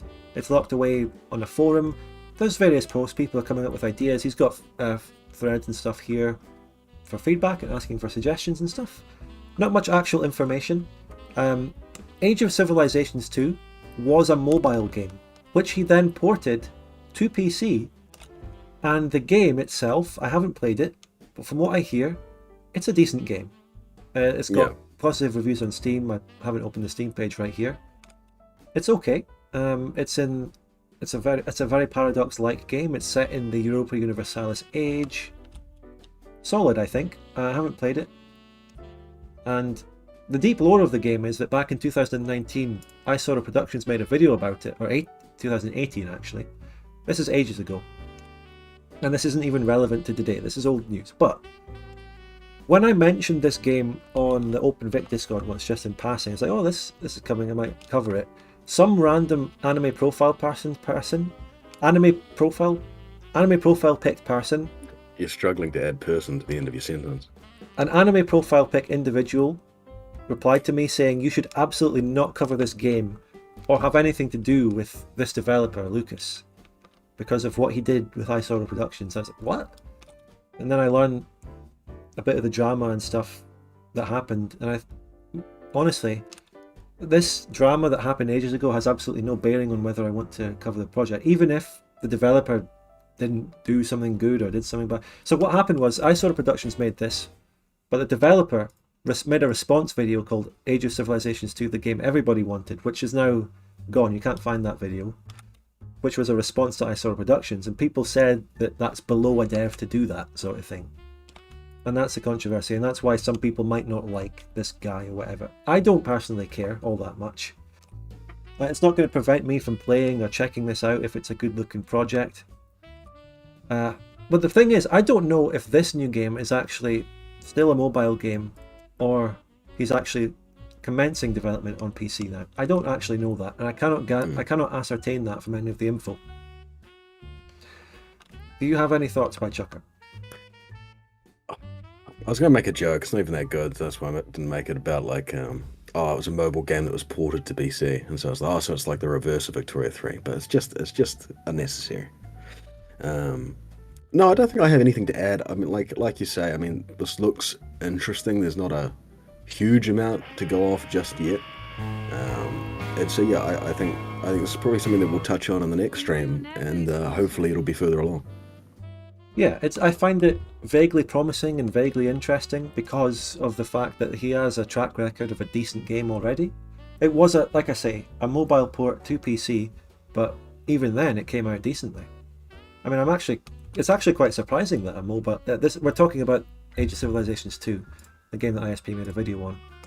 I think that's actually quite an achievement to make a strategy game on mobile, port it to PC, and have it do really well on PC.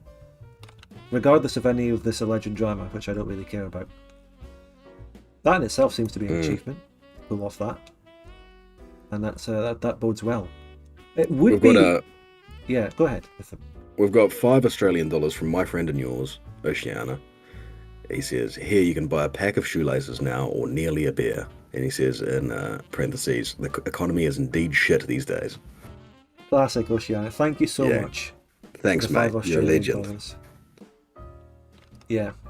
And he's actually a champion. He's a champion of my stream as well. Piechucker _ twitch.tv. Oceana is one of my favorite viewers. Absolutely. I feel weird calling people viewers. Especially when I know them. You know, I've known Oceana a long time.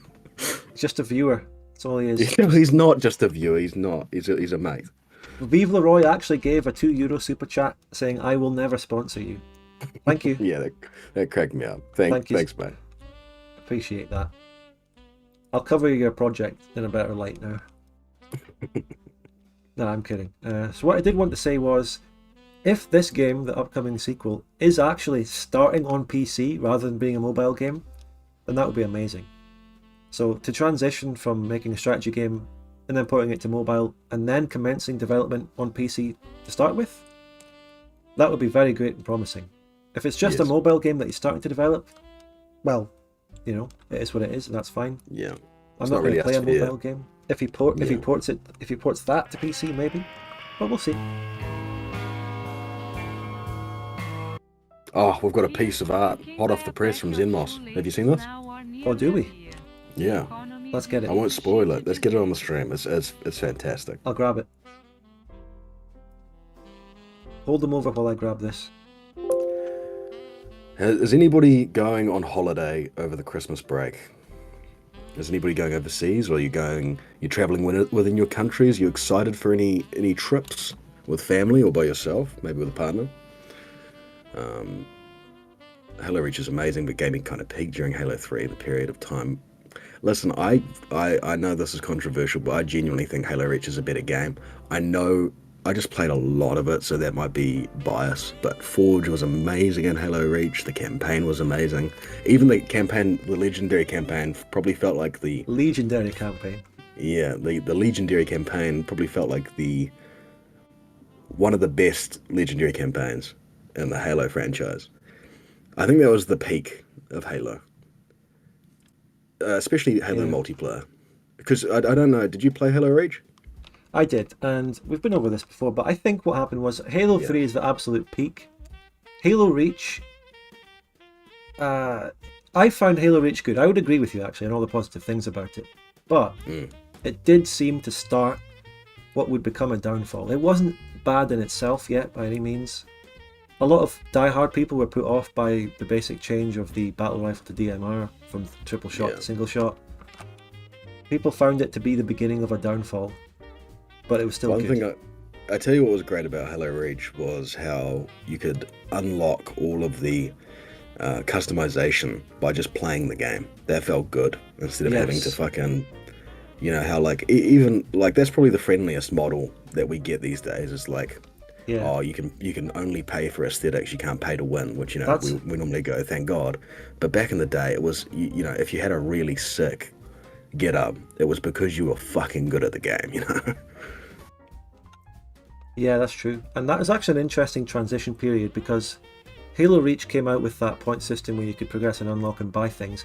Black Ops 1 also had that with a money system in-game. Yeah, but it was good. No real money goes into it. But it's also a transition period, because after that, maybe a few years after that, that money-based system, it started off as in-game money only, which you unlocked. But then that is actually the slippery slope towards microtransactions. And that literally happened before our eyes over those years. 2010 to 2015-ish. I love that piece of art. Thank you very much, Zen Moss. Yeah, we missed him during we've done a lot of these discussion streams over the years, but he just adds a little bit of flavor to it, doesn't he?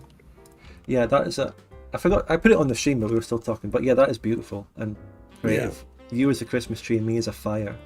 Fantastic. But I fit perfectly as a fire because of the shape of my profile pic thing. It's just genius. It is genius. ODST was a cherry in between. Oh yeah, that's true. Completely that was a gem. Great soundtrack as well. Incredible soundtrack. I still sometimes listen to that soundtrack. What was the wait? Does anybody know the song? Is it Rain?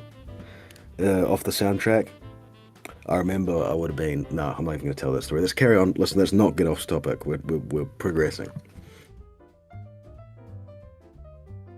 So, and then there's not much more to talk about on Age of Civilizations. There was just a little interview here with some comments. I mean, yeah, the game Civilizations 2 was a success. Very successful. As a sort of decent grand strategy game. And he's now making a sequel, but I don't know too many details on it. There's really not much more to say about it. I don't mean to tarnish this at all by talking about that drama, and as people say, in all the years that have happened, people probably don't care about it, and people have moved on. I was just personally taken aback by the fact that I mentioned this project on a Discord, and someone came along and aggressively told me not to cover it because of this past drama. It's crazy. Yeah, people... Really, I didn't like that. No, that's fair enough. I mean, people do get very flag wavy, and it's, Difference of Darkness. That's the song I'm thinking of. Oh, that's such a good song. That's my homework for the chat. Go listen to that song after the stream. Difference of Darkness? Or Difference for Darkness. You mean like that sort of Divergences of Darkness, I guess. Oh, yes, I was waiting. I was waiting for that.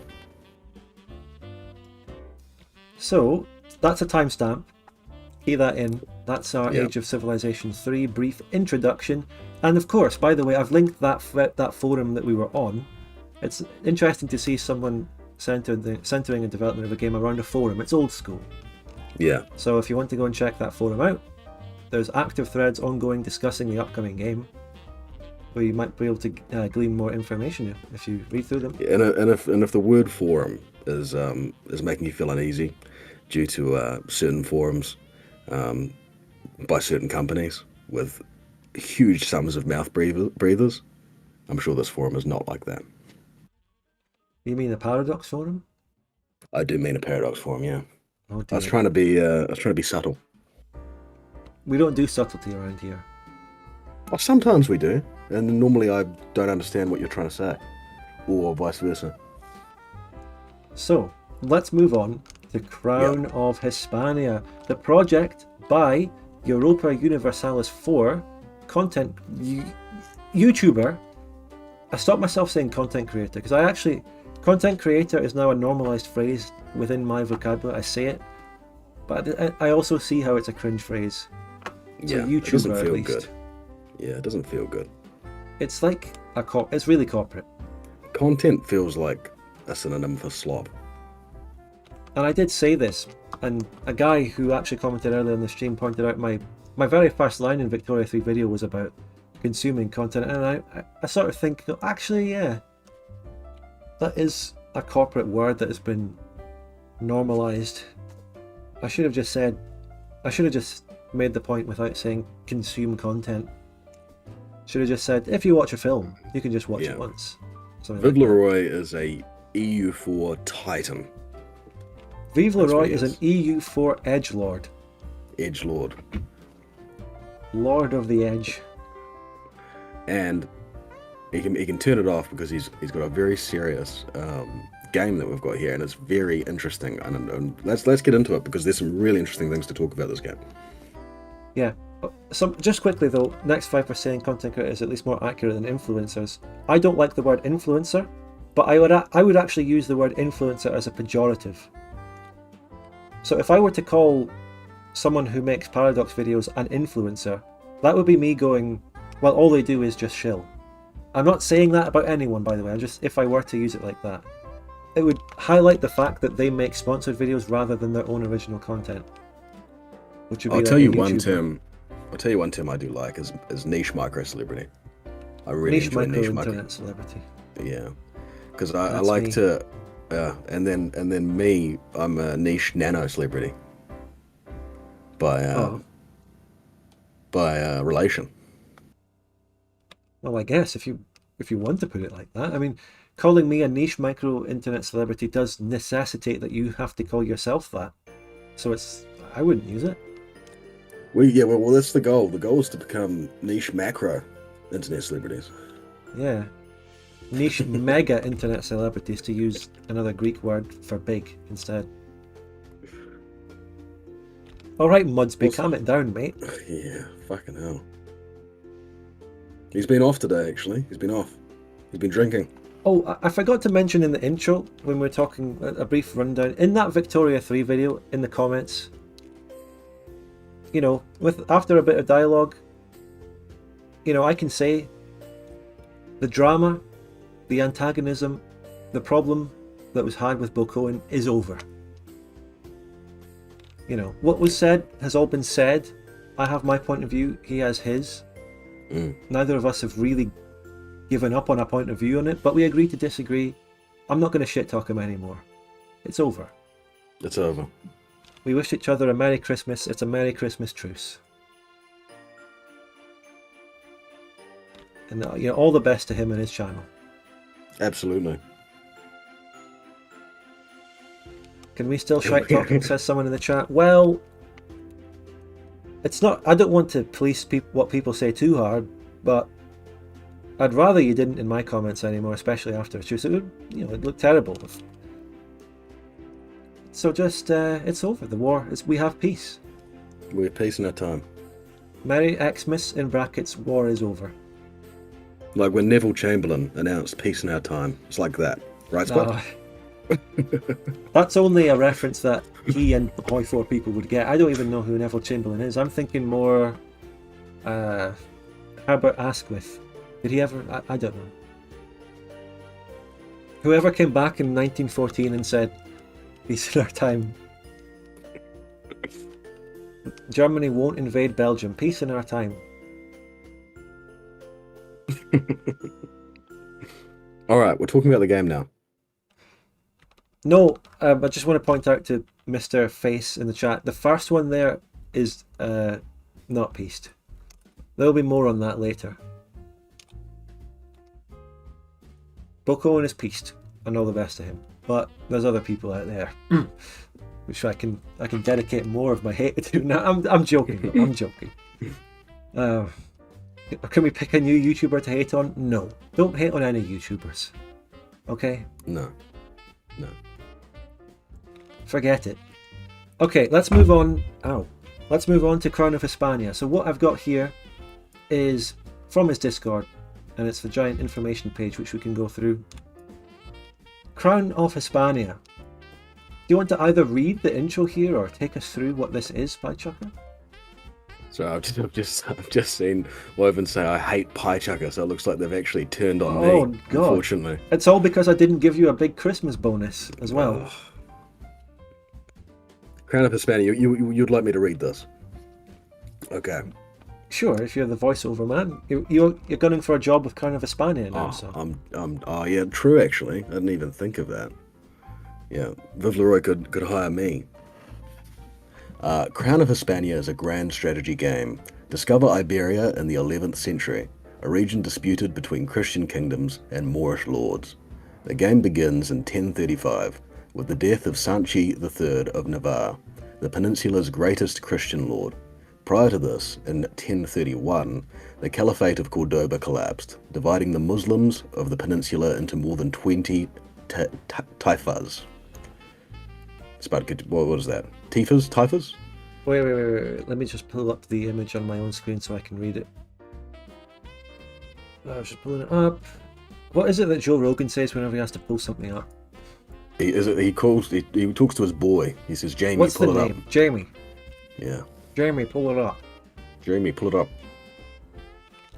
So, what we have here is the plan for an upcoming grand strategy game by YouTuber Vive Leroy as the lead of the project. And it's going to begin in the year 1035, as he just went over. The word you're looking for... Where is it? It's Caliphate Lords of Cordoba collapse, dividing into taifas. I don't know. I've got in the chat Thai fast is how the pronunciation is. Okay. Taifa. The Muslims of the peninsula into more than 20 Taifasts. Take control of over 30 playable nations, more than 300 provinces, create prosperous kingdoms, build acceptance between faith to avoid rebellion and betrayal, or wage holy war to conquer new provinces. Thanks to a range of rich events, gameplay mechanisms, and historical realism, immerse yourself in this tumultuous era for 200 years. Let's not read through each individual point here, but... Main items of the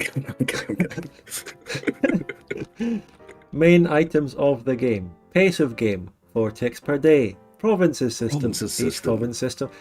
Right. What we're looking at is a grand strategy game zoomed in on Iberia. So we have the scope of the game. Wait. Sorry, Spud, to interrupt. But Viv Leroy has actually said Pi is getting hired after this. So I might get my voice acting gig after all. Alright, but you won't be able to cover this project on my streams anymore because there'll be a conflict of interest. It's fine. As long as people know that. A conflict of interest. I'll do my narrator voice for the entire stream. I'll get you on, but... Crown of Hispania. It would have to be as an interview. Here, I'm interviewing Crown of Hispania employee Piechucker. He'll give us information on the project. So how did you get involved in this project? I was on your fucking stream, mate, and then we found it, and then I got a job. Oh yeah, that's right. I forgot. Next question. Oh, Viv Leroy's fair enough, actually. He said, never mind, he doesn't know how to pronounce Thai fast. So that's over. I don't think it is pronounced Thai fast. I think he was just giving you a reference. Thai fast. But it rhymes with Taifas. Taifas. Taifas. Taifas. Taifas is plural of Taifas, so Taifas. Taifas. Alright, let's talk about the pace of the game. Well, 4 ticks per day. It's 4 ticks per day. Next. Yeah. Great analysis here. Now. No, but what does 4 ticks per day mean? Because I genuinely don't know. It means Victoria 3 actually, because that has morning, afternoon, or morning, noon, afternoon, and evening. Or no, morning, afternoon, evening, and night. That's the speed of the game. So Victoria 2 and EU4 and all those are 1 day per tick. This one makes it, I don't know. Yeah. I wouldn't say slower because the game will actually run at the same speed as all those, but the time will pass slower relative to how many ticks you're doing. And does it add more nuance to battles and things like that? I suppose so, right? In terms of people arriving in times? Yeah, I don't know. Not necessarily, because a tick is a tick no matter how many parts of a day it represents. And a tick could take as long in a game of... it's hard to explain. Yeah. It makes a battle take place in a longer physical time period of days per amount of tick. Do you know what I mean? You know what I'm trying to say? Yeah, I know what you mean. Yeah. But it could take in terms of actual time, amount of ticks, the same as another game. Yeah, no, With I'm has picking one up what you're day. putting down. Okay. Very, very important.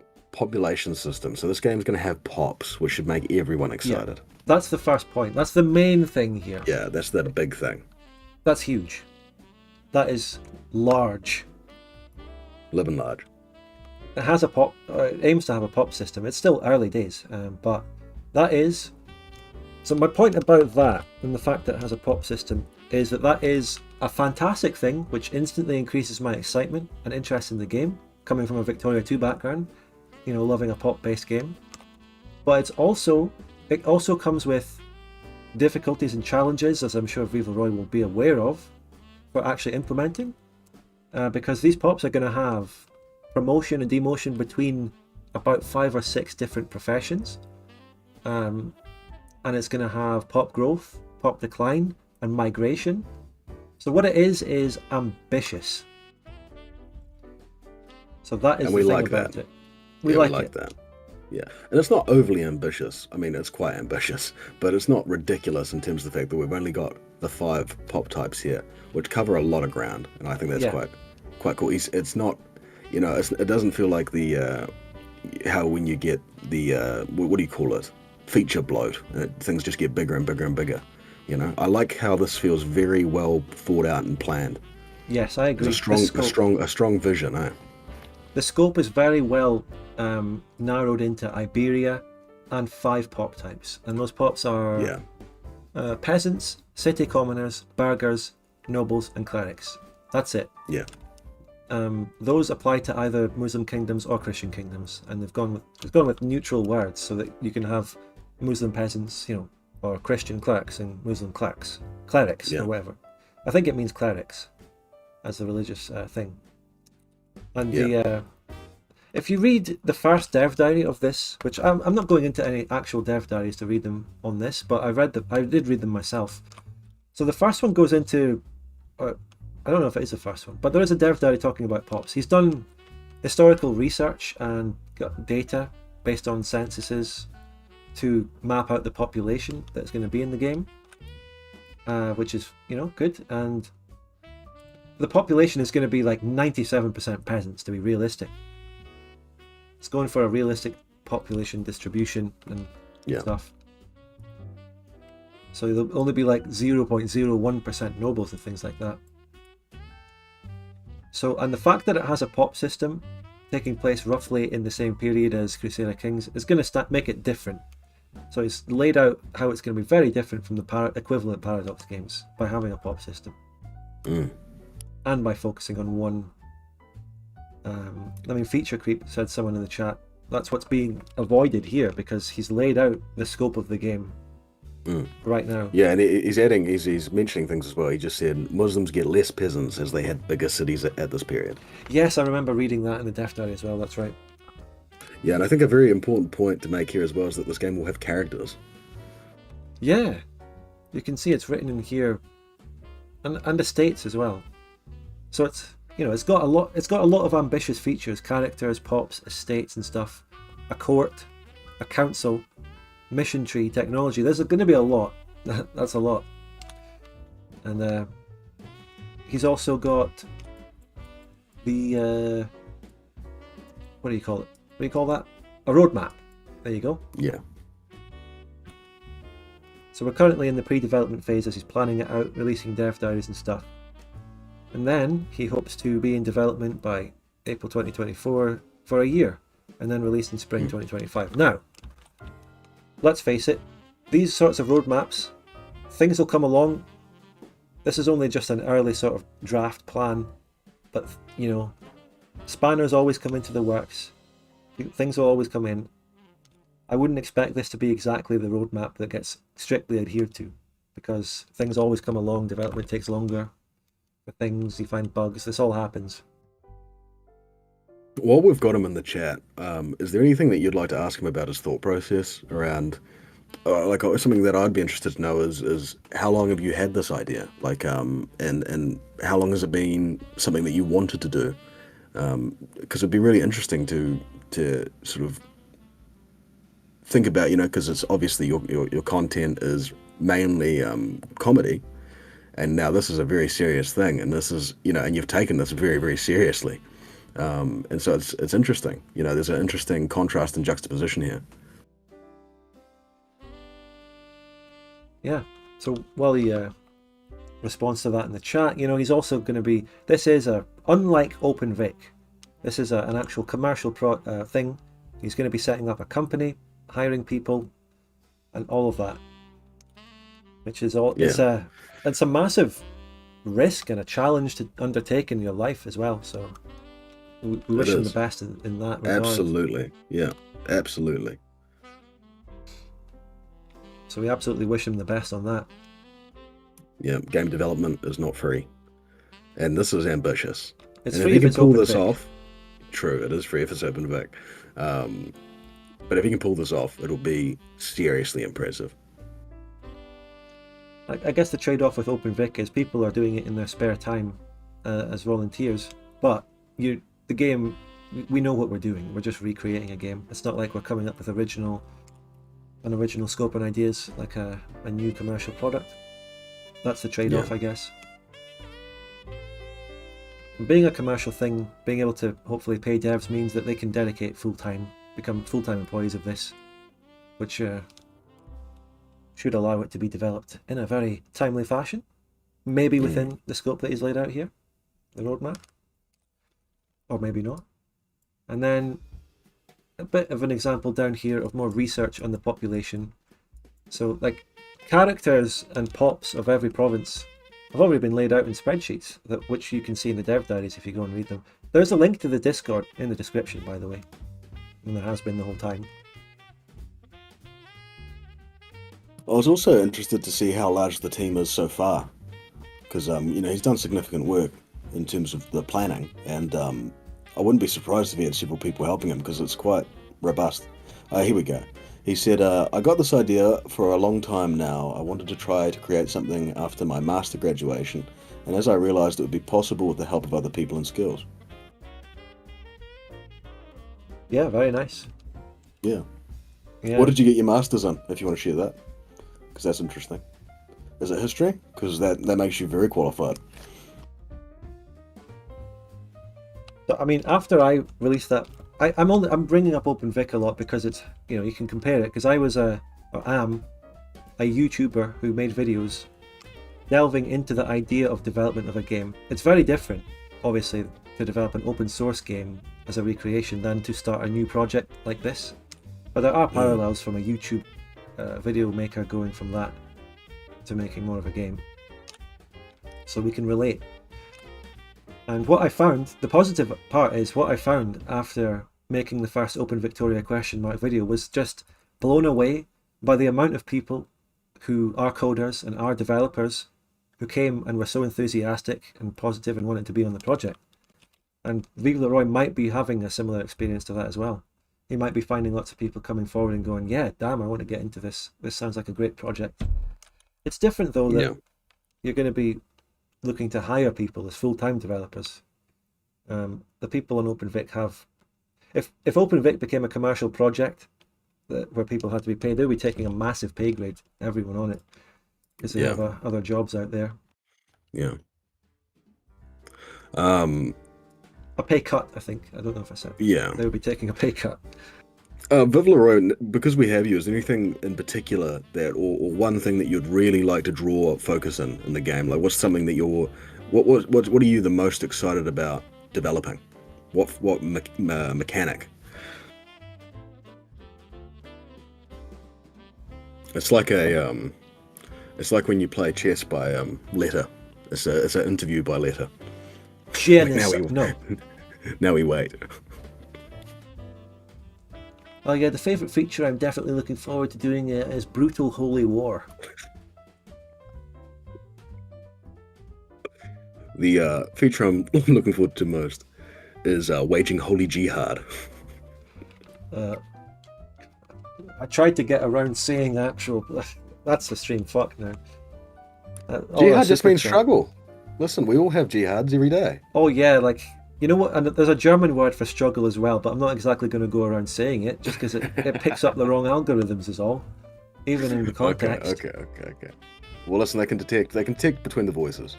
I read a Sure, book here called My Struggle. And it was about how I developed a new grand strategy game. 5 years later, Vive Leroy writes a book called My Struggle, The Development of Crown of Hispania. Ma lutte, as it would be called in French. Minecraft. Villeroy's replied, he says, best feature of the game is to reform Arianism religion into Visigothic 10 IQ Christian religion. Could you have thought of a better answer? I don't think so. No, not at all. I like the idea that it's not going to be simply Christian and Sunni, which is kind of what it is in CK3. They have like a Mozarabism, which is like Christian light or something like that. But I like the idea that it's going to be delving into, the various faiths in the region, because it's a very... You wanted to see that in Fate of Iberia, the CK3 DLC, and to be honest, that was probably my least favorite CK3 DLC because it was really not that impressive. Bring back the Visigoths, though. Yeah. I don't know, I haven't played that, but yeah.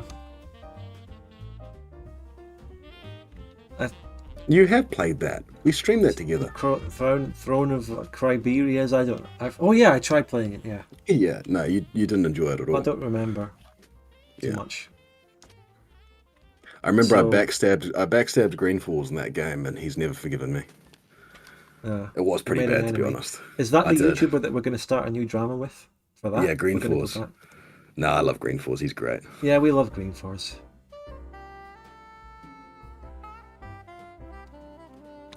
Leroy says, Arianism was kind of dead. I only made it possible so the game could be funnier. Well, I love a game where fun is the focus. Yeah. For the start, in the list here, he writes Christian, Muslim, and Jewish. And it's just going to be a case of, if you play as a Jewish character, it's really just going to be sitting there looking at the other two massacring each other, sort of as a spectator.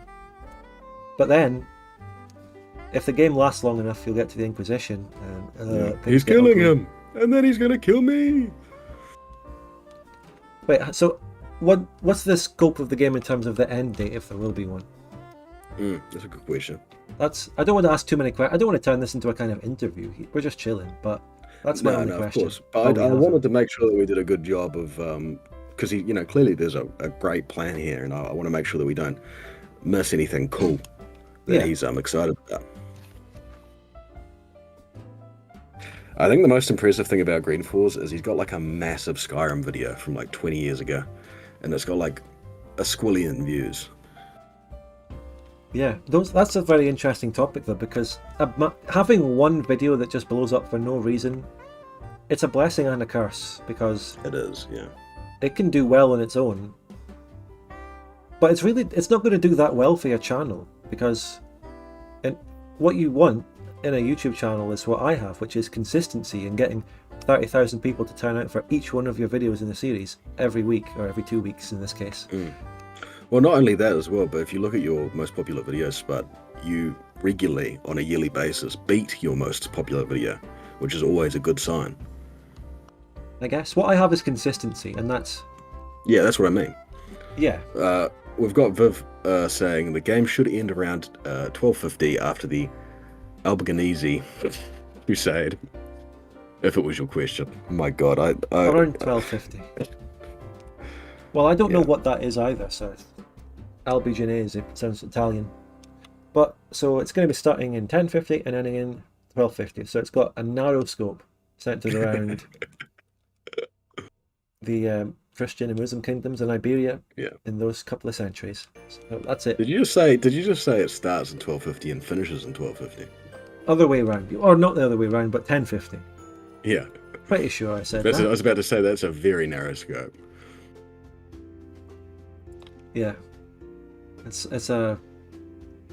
What are those games called where you have quick time events and it's mainly just a talking game? It's set in one day. Walking simulator? Walking Dead game. That sort of thing. Oh yeah, Telltale games. Cathar Wars.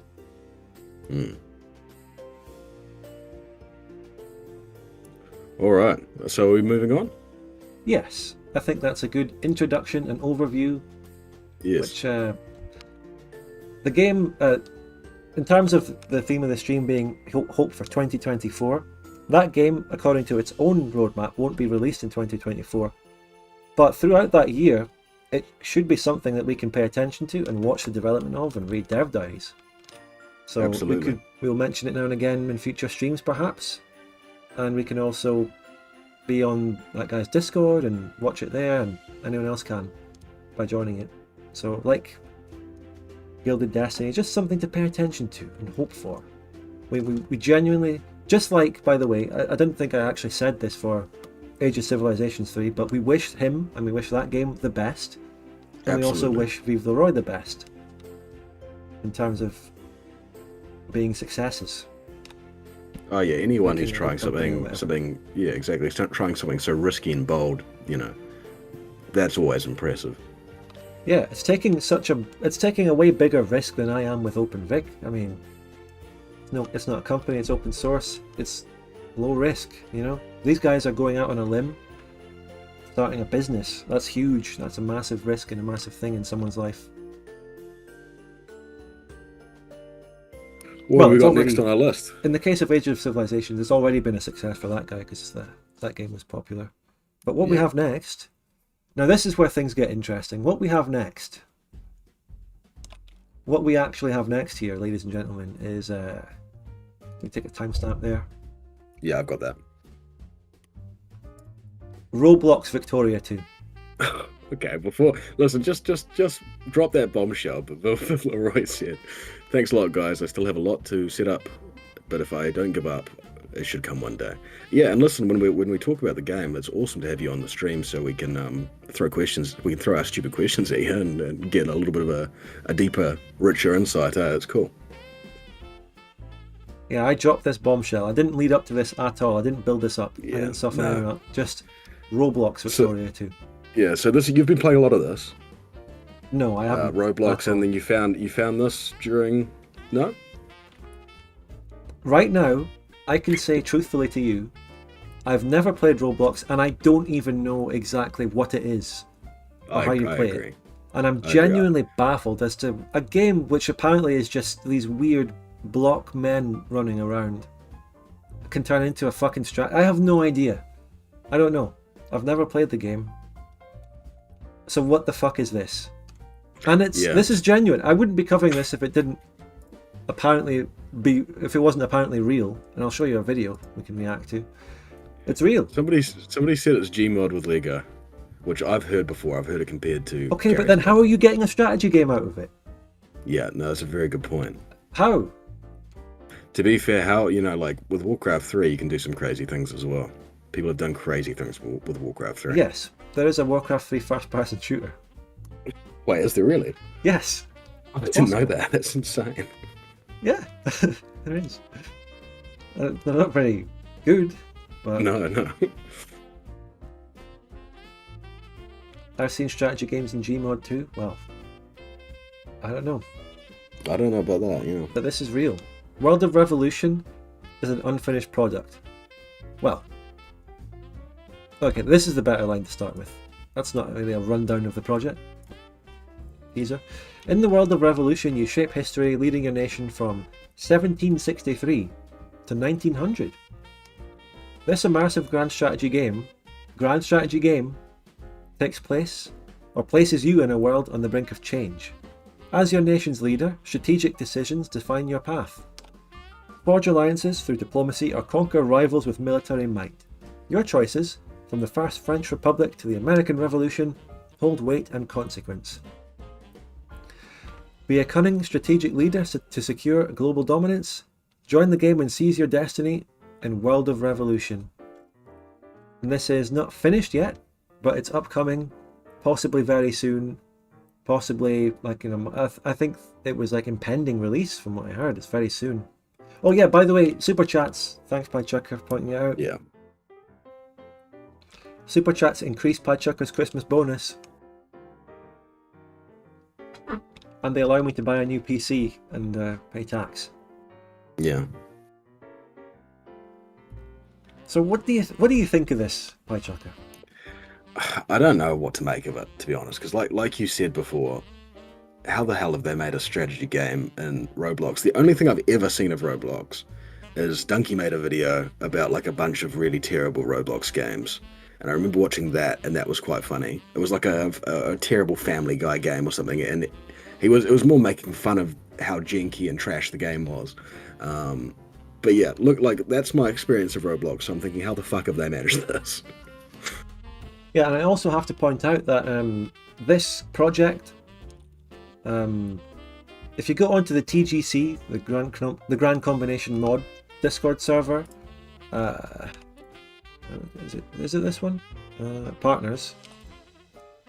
Yeah, they have a partner advert with the TGC Victoria 2 mod on Discord. And this project has also contacted me for a partner advert as well. And I'm not against doing it. However, I'm just holding off because the TGC partner advert that this project has like 10 thumbs down reactions, 18 clown reactions, 9 skull reactions, 13 kek W's, 9 trolls, 8 papigas, and some positive reactions. So Okay. We It's pulled it up obviously- right at the end. yeah, the idea of a Roblox is like seen as a joke, and I'm happy to be proven wrong by this project, and it is real. I'm not here to shit on it or anything, but there is obviously an uphill battle in convincing people to get on board with this, and I'm not going to do a partner advert with the Discord yet until I can play it and prove it and all that, and make sure it's real in terms of actually playing it. It seems real. So Yeah, do you want Yeah. Go ahead. I don't know. There's just something funny about Roblox, isn't there? But I think you just have to analyze it as it comes. And to be fair, it does look like a grand strategy game. I wanted to bring up Taco, who has sent several super chats, so we'll answer this truthfully. He said, "Did you guys ever have a Gmod era? Did you?" Not really. Not other than when I played it with people on stream. I never played it back in the day or anything. I did some Trouble in Terrorist Town a few times. Yeah, I played Murder, and I played Trouble in Terrorist Town and Prop Hunt when I was in high school, like early high school. So I don't know how fucking old am I? 10 years ago. So yeah, no, I definitely had a Gmod period. I didn't play around with like making vehicles and shit. That never really interested me. I know the Yogscast made a bunch of videos about that. I watched the Yogscast play Gmod. I never played it back in those days, but I watched a lot of it. Yeah, I watched a fair bit of that. And they're still doing it, which is insane. But, yeah, they are. They're just doing it for about 100 times less viewers these days. Yeah. Not to say that it's bad or anything. No. The Yogscast is still going along and sticking to their guns in many ways in terms of the games they play. Well, there's a lot of different people there now. Should we give a shout out to the Yogscast? Friends of the stream, actually. At this point, me shouting out the Yogscast might genuinely increase their views. If you go to some of their channels, they're getting like 20, 30k, which is about my level. I'm on the same level as the Yogscast now, guys. They fell off down to me. Or have you risen to the Yogscast level? I don't know. Bit of both. We met in the middle. I started from nothing. They came down from millions of views, and we met somewhere in the middle at 30k. Yeah. The rise of Spud Gun, the fall of Yogscast. Like they're somehow correlated. It happened at the same time. Did they? They actually. When was the Shin grooming scandal in the Yogscast? 2021, 19? I don't know. Yeah, something like that. A few years ago. And Terps as well, who's the CEO. Yeah. And I quite liked Terps until I found out that he's a bit of a dodgy bloke. Yeah. It's just crazy. Yeah. The whole thing. I think the only Yogscast member I still regularly check in on is Sips. Well, he's done a very smart thing, which is to be his own brand rather than building himself around the Yogscast. Although he was very much in all of that. In the Yogscast. I don't mean anything bad. He's not bad, but he's great. But he was, I know you don't watch streams, I don't really either, but I caught a couple of streams where Limmy and Sips were playing together, and they were hilarious. Because it's like a unstoppable unstoppable object meeting a immovable. Oh, I forgot that the wrong way around. Anyway, Yeah. but yeah, that some really cool streams there. Actually, I caught a couple of them. Yeah, because they're both like yeah. very unique men. Yeah, they are. I don't watch Sip's stream now because, I mean, he just plays these slow-paced games, and I don't want to say boring, but, you know. Yeah. No, I it's a prefer bit slow. I prefer to edited stuff as well. I've always, yeah. If there was a way that of the best moments from all those streams, I don't know if anyone does that or edits the best moments from those long streams he does. Yeah. Or if he plays, I mean, there was he plays Worms with Hat Films or something like that. I watched that a while ago. It's good. Yeah. Those are good, for example, if he appears for a small game on someone else. But anyway, that's a nostalgia trip. Roblox here, this isn't nostalgic for me. Me playing a grand strategy game in Roblox would be my first foray into Roblox. Unless you count BattleBit, which I've played a couple of times. What the hell's BattleBit? BattleBit is like a shooter from built on Roblox originally, but it's now a separate game, and it's good. It's decent. It's fun. Oh, I might know this. I've never played it, but I think so. Is it got like this? Yeah, it's got the destructible map. Yeah, I think I've seen this. Well, there's more comments about the Ogscast in the chat. Oh well. It is what it is. I've just got a message from Sailor Mary saying, "Oh my god, that is so funny," in reply to the Piechucker's Christmas bonus. Yeah, New Zealanders are waking up to this news. So, what more is to say? Yeah, there's a whole video we can actually get a lot of details on this if you would like to. Let's watch. There's a video here by a channel called Amandus about this new Roblox game. Have I linked this in the description? Either way, you can look up and check this video out if you'd like. And a shout out and all that. Let's have a look. A new Roblox strategy game is set out for release in a couple of months, and so far it looks pretty promising. The game is to be called World of Revolution and is planned to be playable from 1763 until 19... Well, this video is quite old actually. I just realised. When I read this, when I first got this video, I thought it was October 2023. This might not actually be the best thing to watch. It's literally a year. No, yeah, let's not watch this. It's miles ago. How about I go to the first recommended video, showing World of Revolution pre-beta gameplay footage 2 months ago. Yeah, that's pretty recent. Let's try this one. What is up, beautiful people? It is your boy Kezu back. Sorry to the previous guy. And I will be showcasing the World of Revolution gameplay footage as of right now. Go ahead and showcase what the game looks like as of now, as of October 9th, 2023. Okay, so before the video gets started, I want to go ahead and just give a reminder for everybody to just leave a like and subscribe to the channel. Anyways, back to the video. Sure. Ottoman Empire. Okay, so the music is off. There. Loud. You're not signed in. I was about to say, you're being a hypocrite, Spud. I gotta say, like, the map looks amazing, you know. Yeah, I don't sign in when I do these, show them on stream or anything, because, I don't know. Just so it doesn't impact my recommended, or you don't see the recommend. It's all just, what do you call it? Sort of quarantined onto a non-logged-in account. I like doing it that way.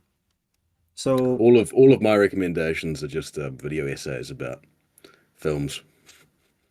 Yeah. So we've got, as you can see, now you can actually see the game. It's real. It's really Victoria 2-ish. And it's actually here in Roblox.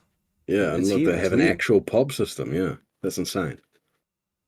Relations cordial. Population 39,000. A budget tab. Population pop growth. Primary culture. It's real. And if you look at the at war with, bellowed with, protected by, that's very Victoria 2. Yeah. Even the UI. There's a sphere. There's a sphere. Yeah, it's ripped. It's ripped. This is Victoria 2. It's open Vic. But in Roblox. You know, thinking back to January and as the Open Vic project was coming together and we were making decisions about what engine to use. Well, I say I wasn't taking part in the technical decisions because I don't know. But as people were deciding, shall we use this engine? Shall we use that coding language? Someone came along and was like, how about Roblox? And that's it. That's this project. You see the country map list. Let's see. This is almost a competitor Lots to of Open Vic, censored countries. in a way. Maybe. Yeah. It's not okay. Wait, is Roblox? Look! Oh my God! There's your Roblox guy. Look at him. Military. This is where we depart from Victoria too. Yeah, that Janissary. That's fantastic. Yeah, The smiley face is so fucking good. it's great. This is where it really departs. Robin Vic. But does Roblox? It costs money. You have to buy this game, right? And then download this particular mod for it. I don't know how it works. See, I'm just completely oblivious. Can someone fill me in on how Roblox works in the chat? And yeah, the starting date is a lot earlier than Victoria, which also makes it different. Mm.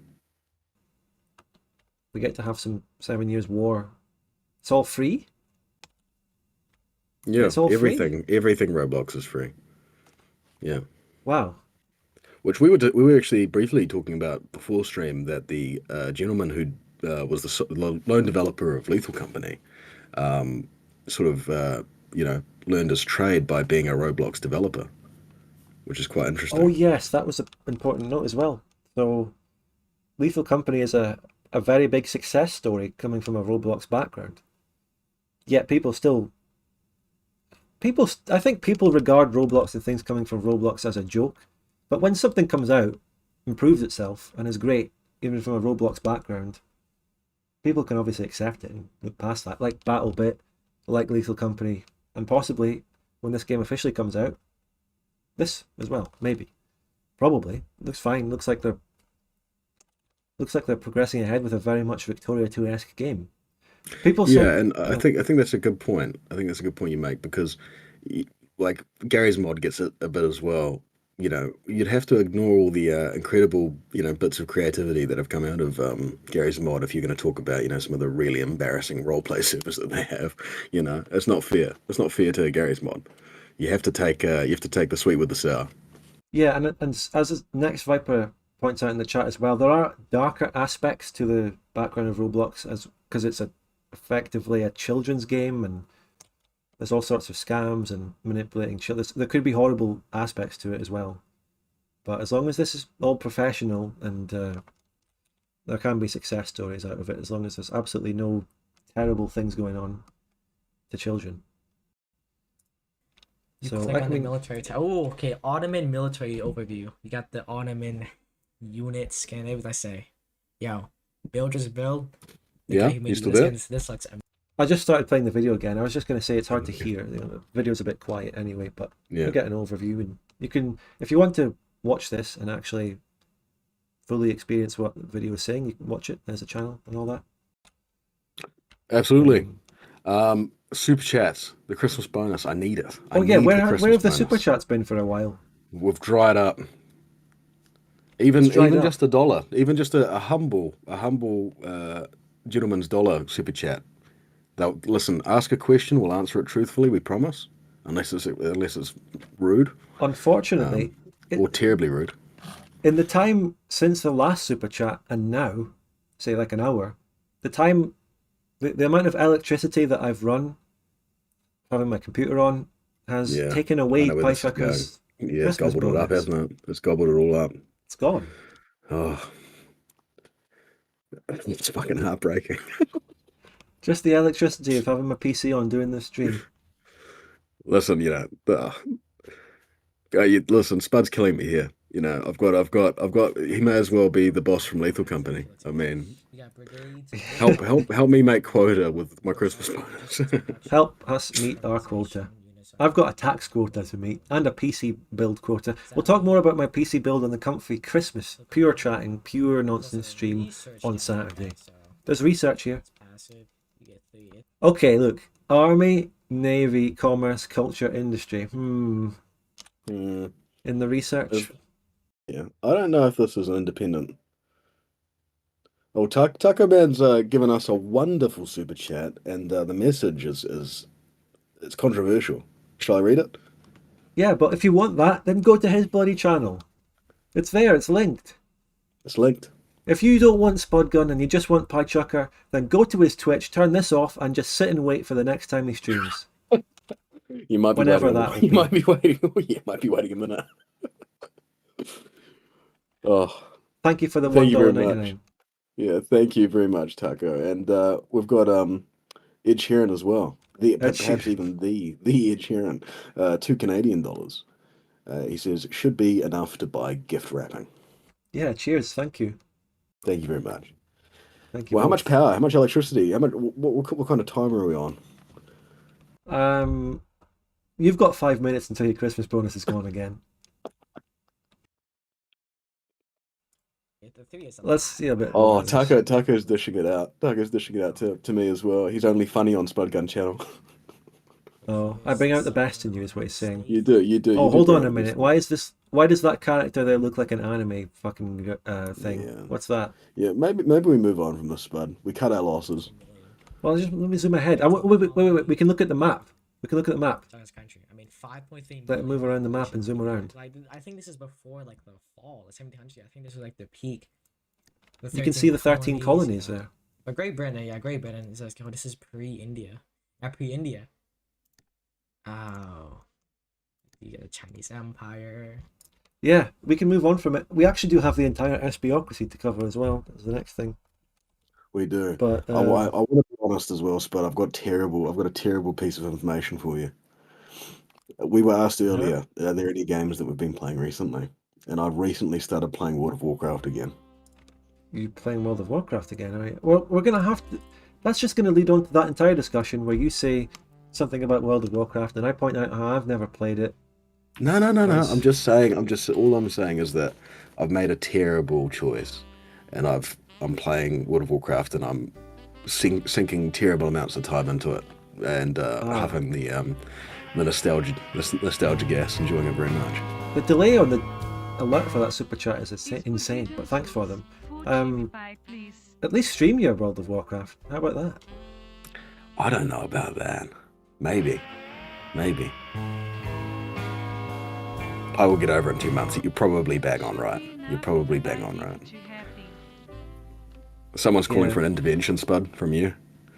Get off the crack. Yeah, I know that and Undead, but sometimes the delay ranges a lot. Maybe at the start of the stream it wasn't that bad, and then it just gets longer. It's weird. I also just want to say, as a last note on the Roblox thing, oh my, is that a Sailor Mary super chat? But I just want to say, on the last note on the Roblox thing is, if it comes out and stuff, I'll play it and I'll check it out. Simple as that, because it's like basically a Victoria 2 game. So how can I not? Can I take a different stance here, Spud? I think that it's a complete rip-off of Victoria 2, and so why would you not just play Victoria 2? I don't know, because it goes Roblox. back to you get meme value from it being in Roblox. Yeah, there's meme value. We could do one stream, yeah, I'm sure we could. It does go back to 1763. There is a scope difference. Evolution and stuff. Taco, before we get into Sailor Mary Super Chat, Taco's given us another one, $1.99. He says, you guys should try Baldur's Gate 3, especially multiplayer. Now, the game is extremely long, and so that's the only trouble with the streaming it. But I actually think that's a tremendous idea, because I've been thinking about buying it. There's also other games like Divinity Original Sin. Those games could be really fun streams. Well, here's the thing about that. And thank you so much, Sailor Mary, for your 10 New Zealand dollars as well. Thank you. And Taco Man. Baldur's Gate 3 is this massive game. It got Game of the Year. It came out a little while ago.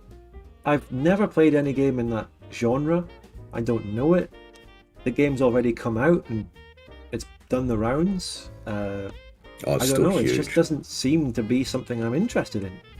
Even though I'd challenge you on that. I'd challenge you to give it a try, because, I have friends who don't even play computer games, and they picked it up, and they're having a blast with it. But what about this list I still have here with New Vegas Co-op and Skyrim Co-op? We'll put it on the bottom of the list, okay? We'll put it in the maybe section. And what about just banging out more Lethal Company rounds as well? Oh, of course. Listen, Spud, we're probably going to be doing these streams a long time. I can't see any reason why we'd stop. Okay. Maybe in 10 years we can play Baldur's Gate 3. Baldur's Gate 3. I'm adding it. I'm appending it onto the same list that I wrote like 7 months ago. Well, not 7. Baldur's Gate 3. I mean, that's game of the year. What can I bring to the table on that game? You know, it's done that. I think that my Lethal Company edited videos are original and unlike any other actual Lethal Company content. Oh, I agree. Listen, I've actually watched a ton of it because I've been quite into it. So yeah, I've watched a ton of Lethal Company content, and I haven't seen anything really good, you know, in terms of a longer form content. I've seen a couple of good clips, and I've spammed you a couple of times, I think, with a couple of clips. But yeah, I think that in terms of longer videos, yeah, you've got a bit of a monopoly there, which I might be breaking. Should we discuss that? Oh, well, yes. But first, should we discuss? You say monopoly, but I'm not, because my YouTube channel is shoehorned into only accepting me doing Victoria 2 content. I'm not gaining extra Lethal Company viewers. It doesn't happen. So I'm basically just scrambling as many of my existing viewers as I can to watch those. No one else is coming in. But I do, despite the fact that I'm algorithmed into only doing Victoria 2, I do believe in those videos, those Lethal Company, the 2 videos I've made. Why? Because Lethal Company content out there is just short viral style clips, guides, and just sort of funny moment compilations maybe. I think my take on the Lethal Company content is unique. It's the Spud Gun style. I've basically brought my usual editing style to it, where I show rounds with a slight storyline and a thread, and getting you involved with some very likeable characters such as Piechucker, Weevil, Dempsey, Spambot, the Doge, the people that are in them. But in any case, thank you very much Oceania and the Music Maker for your super chats, both of them Australian dollars. Proper dollars. Piechucker, you might be making a Lethal Company edited from your POV and my stream of one of the sessions we did. Tell us more. Listen, I'm gonna say it.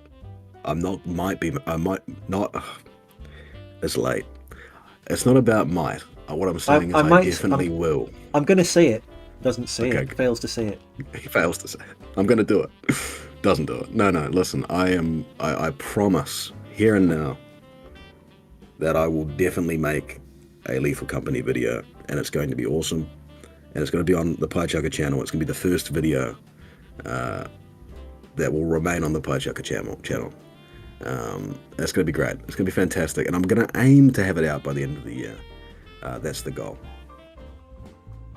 And there's not long left on that very year. No, there isn't. I listen, I'm a guy, I don't know, I don't think, you seem more disciplined than me and organised. I'm a guy who operates on sprints, and I always have. I have to put pressure on myself, otherwise I don't do it.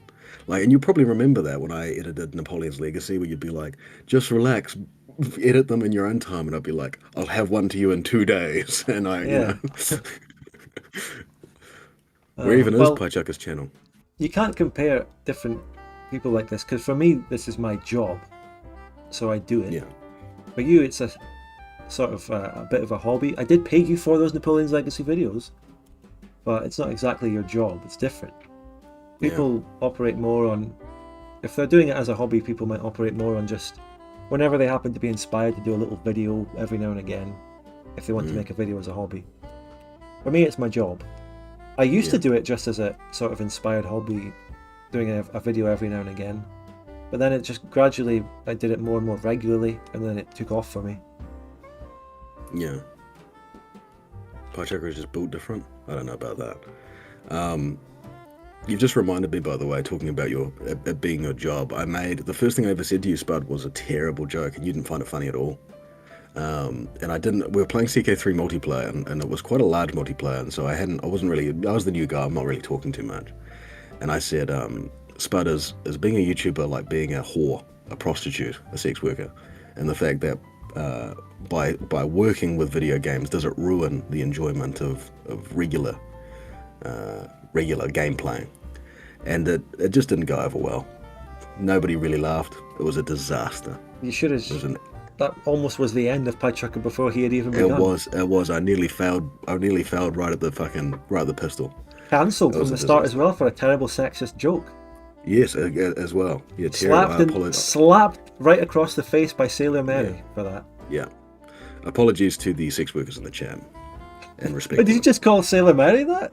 No, Is no. that what you're saying? Don't listen. You'll give me in actual trouble. Don't do that.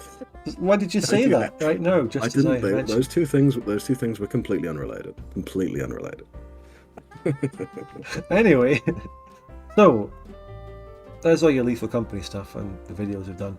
I do also have the complete long-form full session VOD and stream aspect of it, and they do all right as content, and the actual streams themselves. We've got another Zenmos artwork here.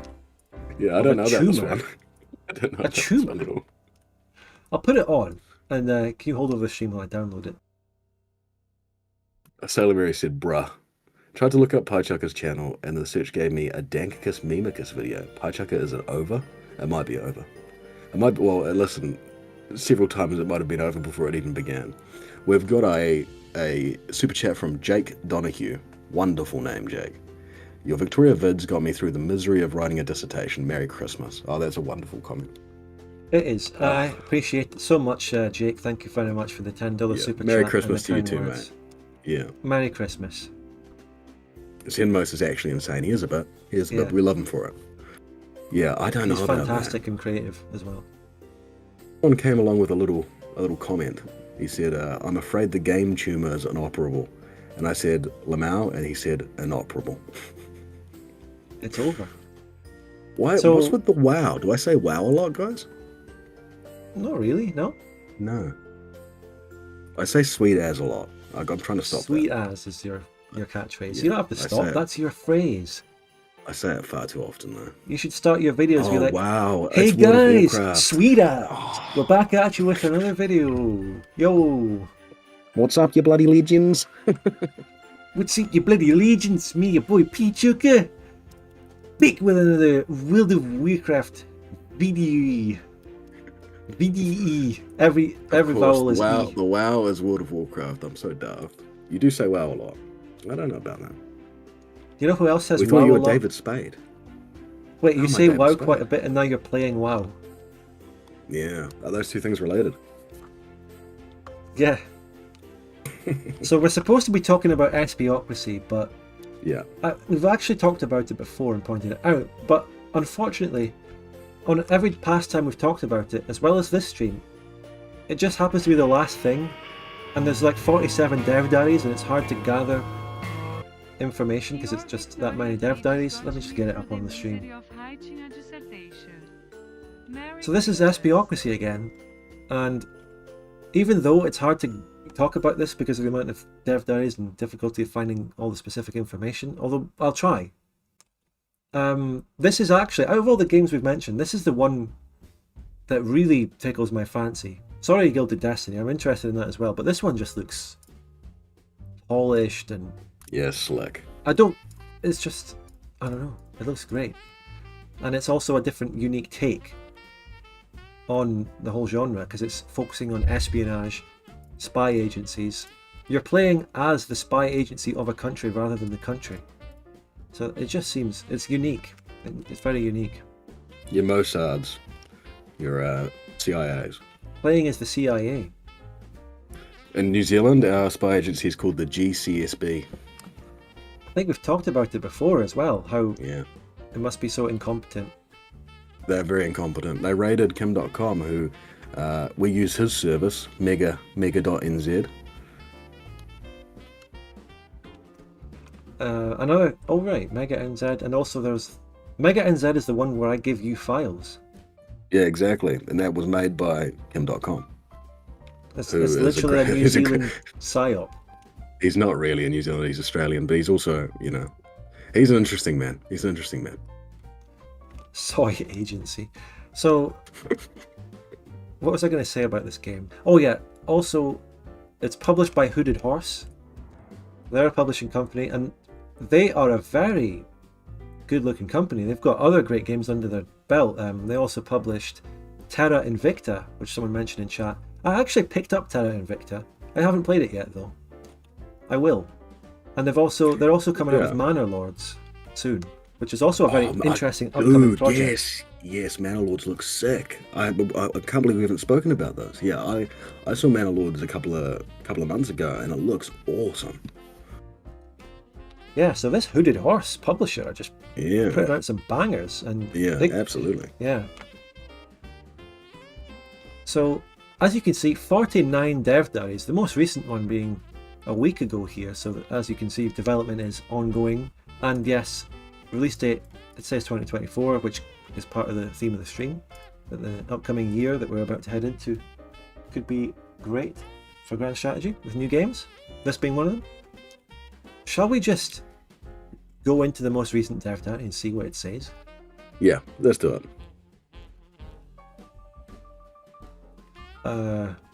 This one goes into some development a bit. What's happening, TLDR? Developer diaries introduce details of Espiocracy Cold War strategy game in which you play as an intelligence agency. Okay, that's actually a very useful intro, because did we ever read the first dev diary on a past stream? The Vision? Yeah, I do remember that. Yeah, we did. Yeah, I think we almost certainly did. Yeah, good design of any product counterintuitively sometimes shouldn't be about the end result and instead should focus on the process of making it. The Empire State Building, the schedule... Oh my god. The Empire State Building was built in less than a year, and one of the main principles behind its design was schedule for trucks with concrete. It may be compared with the World Trade Center towers which, despite superior technology, took a decade and went far over budget to complete. And we all know what happened to them. Where are we going with this? I don't know where you're going. Wait, I don't know about the we there either. Nah, whenever something's awkward, I'm like, wait, where are we going? We. And then whenever something great happens, I'm like, me. Yeah. I take credit. Yeah. That's how these streams work. Now, just take your Christmas bonus and shut up about it. Okay. So this is just a bit of info about the development philosophy and how they're building the Twin Towers or something like that. I don't know. Very awkward subject matter for the game and to be talking about that. Why is it awkward? Did something bad happen? How do we tell them, guys?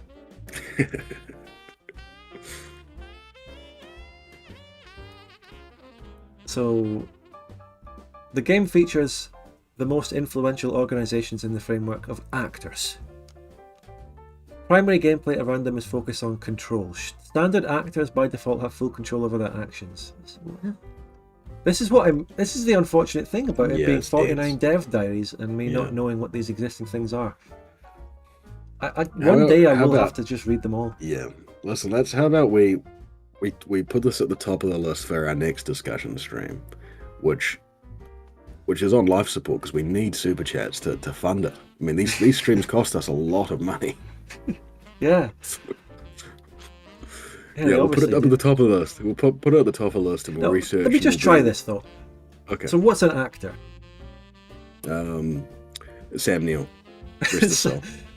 Actors, for example, Sam Neill in brackets. So, oh my god, there's a graph and a spoiler. What's an actor? Okay, an actor. It's a character. It's a character in the game. That actors are what this game calls characters, right? For example, a leader of a president, or an author, such as George Orwell, who famously wrote the book 1984. Inventors, scientists, different actors, political party. But this is also saying a whole party could be an actor. So it's not just characters. And that's why they called it something other than characters, presumably. See, we're really learning this. Really learning this. Yeah, now. Also a large mob of Italians or Japanese could be actors. Yeah, apparently. You can get a guerrilla faction. Or a religious Orthodox Moscow patriarchate. The French media is an actor. The US industry is an actor. And actors can carry out activities. So a president can declare war or sign a treaty, an author can write a book, a political party can promote a candidate or support a movement. Right. Influence. All actors represented in the game are actually influential actors. Who's an influential actor? An influential one? George Clooney. Yeah. An influential actor who promotes environmental issues or something. That's an influential actor.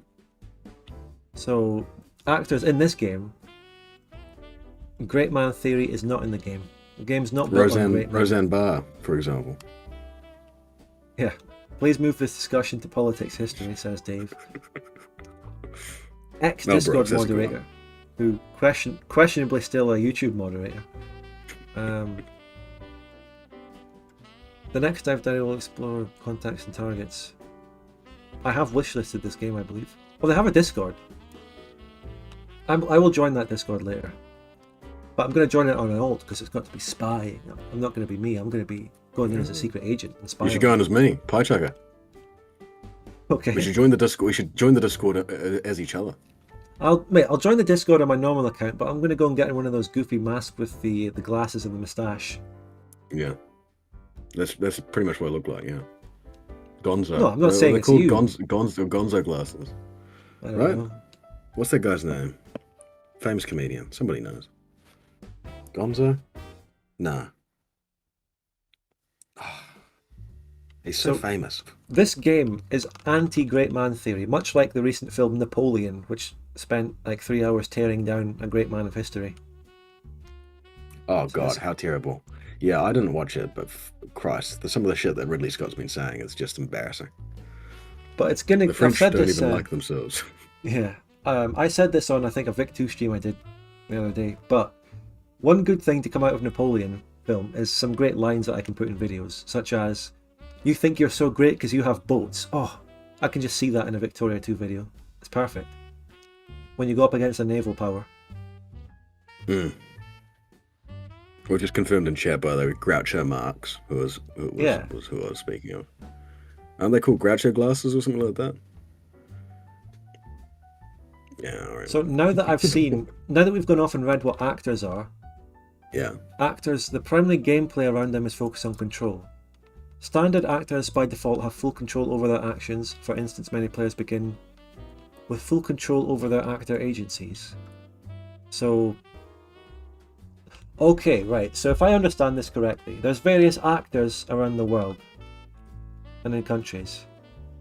But what you have to do playing this spy agency is to gain influence over the actor's actions, right? For example, the CIA funding someone. You know, who's an example of someone the CIA funded? Chile. Chile. What's that guy's name? Pinochet. Yeah, Pinochet. This we've got a super chat coming in from Shala Shasknia for $5. Thank you very much. Who says, "This is 4th gen warfare, but not coded by one guy. Enjoyed 4th gen, but it was intimidating as this on first glance and a bit check." I don't know what that is. I'm sorry. Yeah, I'm not too sure what you mean, mate. Can you explain yourself? No, I'm not. I don't mean it like that. No, not in a rude way. Are you saying that this guy's funded by the CIA? I'm not saying that. Or I might be. No, I'm saying I'm just wondering what this guy's. I'm interested in what he's trying to say. That's all. I'm worried I'm coming off rude now. Is it getting that late? Yeah, we're getting late. We're getting into late hours. So, international organizations usually have minimal control over their actions, with exceptions such as the ICJ launching investigations. This is complicated, and I like that. I'm not doing it justice by having absolutely no idea what he's on about, but it's complicated, and it's complicated in a different way from what we're used to in terms of Victoria 2, and I really like this. Yeah, I'm me too. actually really interested in this, but I don't quite understand it yet. And the game looks fantastic. I mean, it looks really fucking cool. It looks good. It's got it's got a great looking UI, and it's got all that nailed down with no question. I think so far, from what I've seen, and the map as well. Yeah, absolutely. And they've even done some good trailers with historical footage and rockets launching and Cold War people talking. Yeah. Piechucker is an agent. Piechucker is the New Zealand spy agency's only agent. Yeah, I'm the. Who's the guy who ran the CIA and he was famously a gay man? Are you saying that that's you? No. Yeah, I guess I was, but I didn't mean to. So we've looked at international organizations. Wait, was that a dev diary? Did I just read a dev diary about international organizations? You did. Right. Listen, How about- listen. Shalashkana was the gentleman who super chatted. He said it was a game that he was referring to for the 4th gen warfare. Right. Well, this dev diary here has piqued my interest because it's actually an AAR. So this could give us an overview of the whole game. So this might be what we're looking for. Wake up, everyone. Wake up. So... Raptor said J. Edgar Hoover, that's what I was referring to. Not myself. So, and also Zeta's saying, have you heard of Songs of Six? We discussed that. I don't know if you remember the big, huge city building game where everyone's calculated for personalities and jobs and all that sort of shit. You remember that? I don't know. No. Well, we discussed it once upon a time. We definitely... Spud has heard of it. He just can't remember. We discussed it on a stream a few months ago. So what we have here, the game starts on March 18... No, not 18. Sorry, I'm still in the Victorian mindset. 1946. And this is the map. So I'm trying to garner anything from these. So there's the Western Bloc and the Eastern Bloc, I guess their job is to try and gather nations onto their side, into the bloc. Cold War sort of gameplay. Nuclear weapons. Right. Wait, is that the game? No, wait. Is this like the country selector? I think that's the country selector or something. But the game down here. Oh god, I don't know. But this is listen, let's have a look at I don't this. know if we're doing this justice. I don't know if we're doing this We're justice. not. But I'm also interested in reading through this. We've got Tito here. We've got the agency, which is the Yugoslav agency, and then you've got the government here, Tito. This is the basic map, I think. So nation. I think this is selecting Yugoslavia on the nation selecting map. And is it showing you the relevant actors associated with Yugoslavia? Yeah, I think these are specifically the government. Or are they? Because, well, the government thing only appears over Tito, and then I think these are actors. Down at the bottom, those are actors, maybe. We don't know. According to the dev, there'll be almost no railroading, so that's cool. Sandboxy game. Intelligence, spy. Okay, let's see.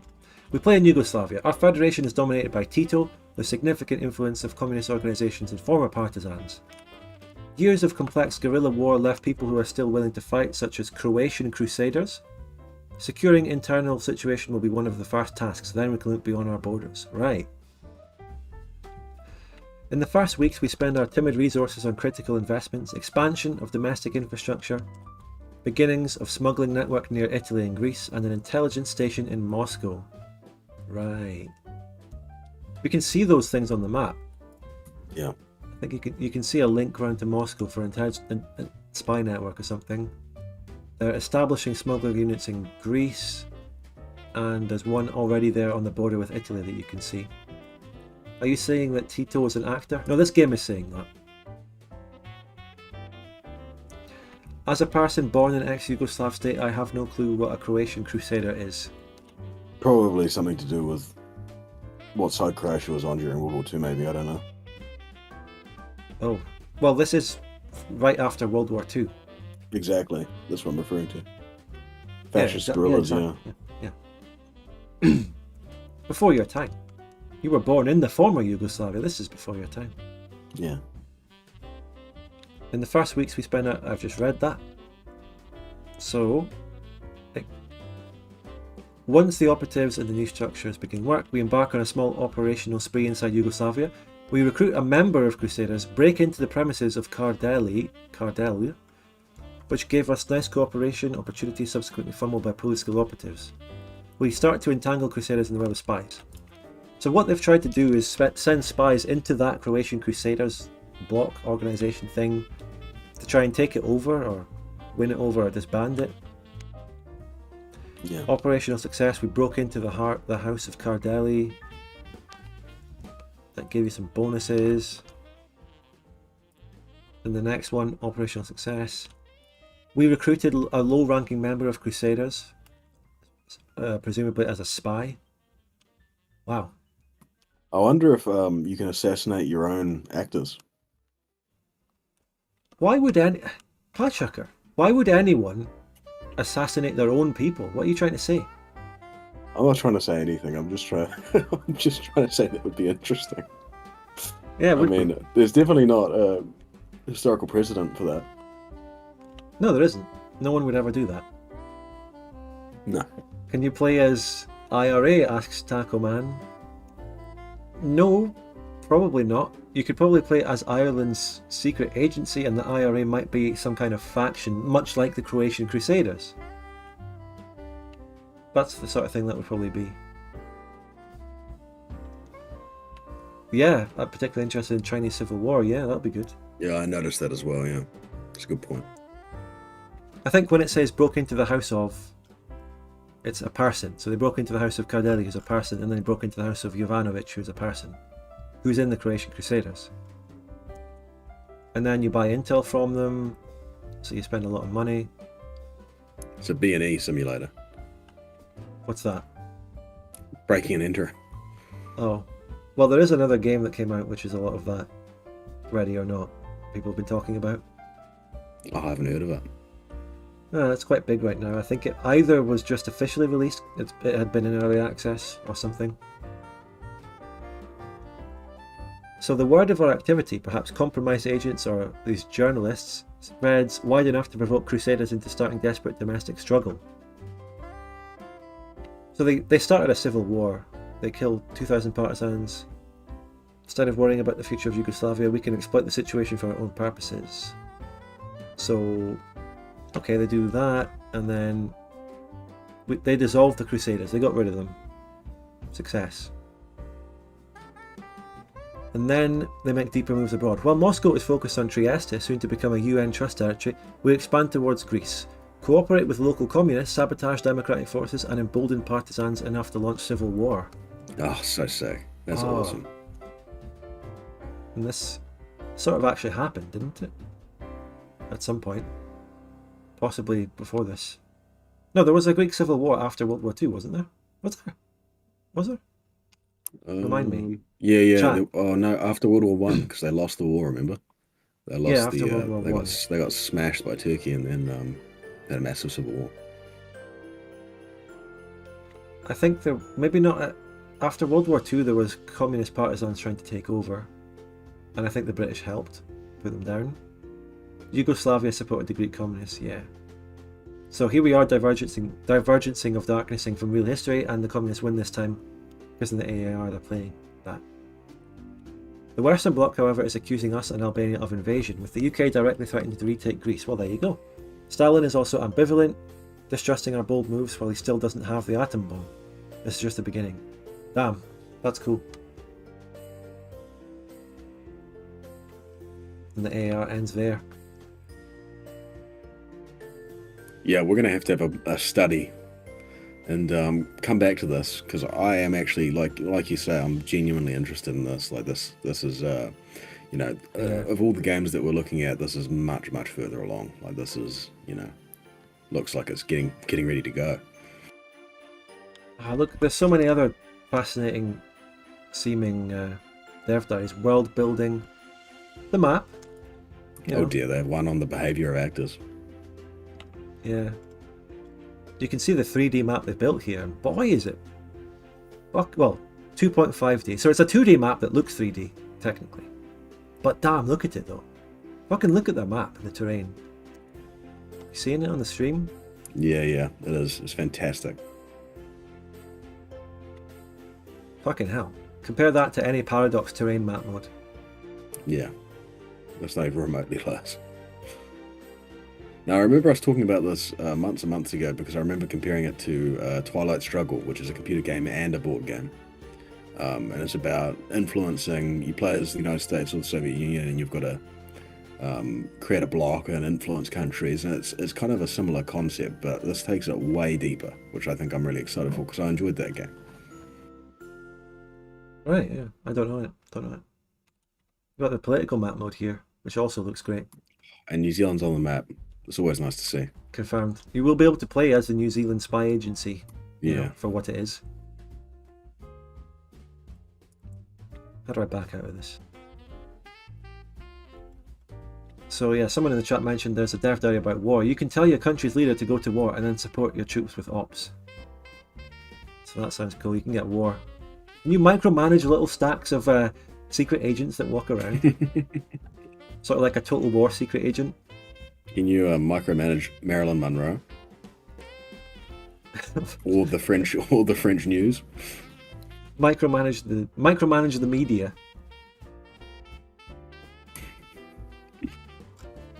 A few closer looks. Chinese Civil War.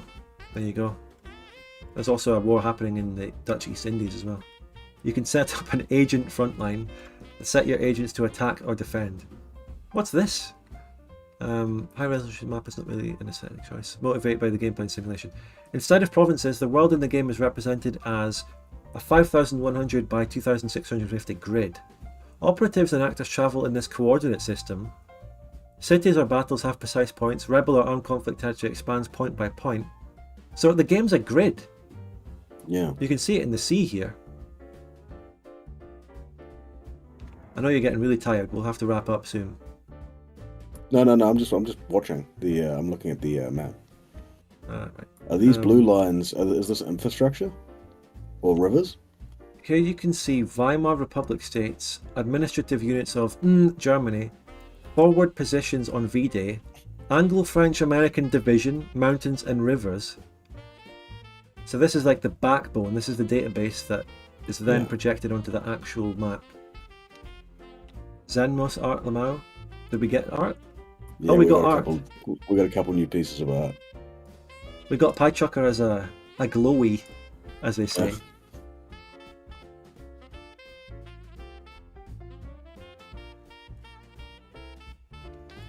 You were sent here by the New Zealand spy agency to influence my channel in certain directions. Yeah, you know that. I'm trying to make the world look more favourably upon New Zealand. Trying to influence people. Starting small by going into a random niche micro YouTube Victoria 2 internet celebrity. We have. I think we have South Africa here. Yeah. Thank you very much, young Pietri, for the 70 South African Rand. Now, can we go over to our currency correspondent, Piechucker? I'm on it.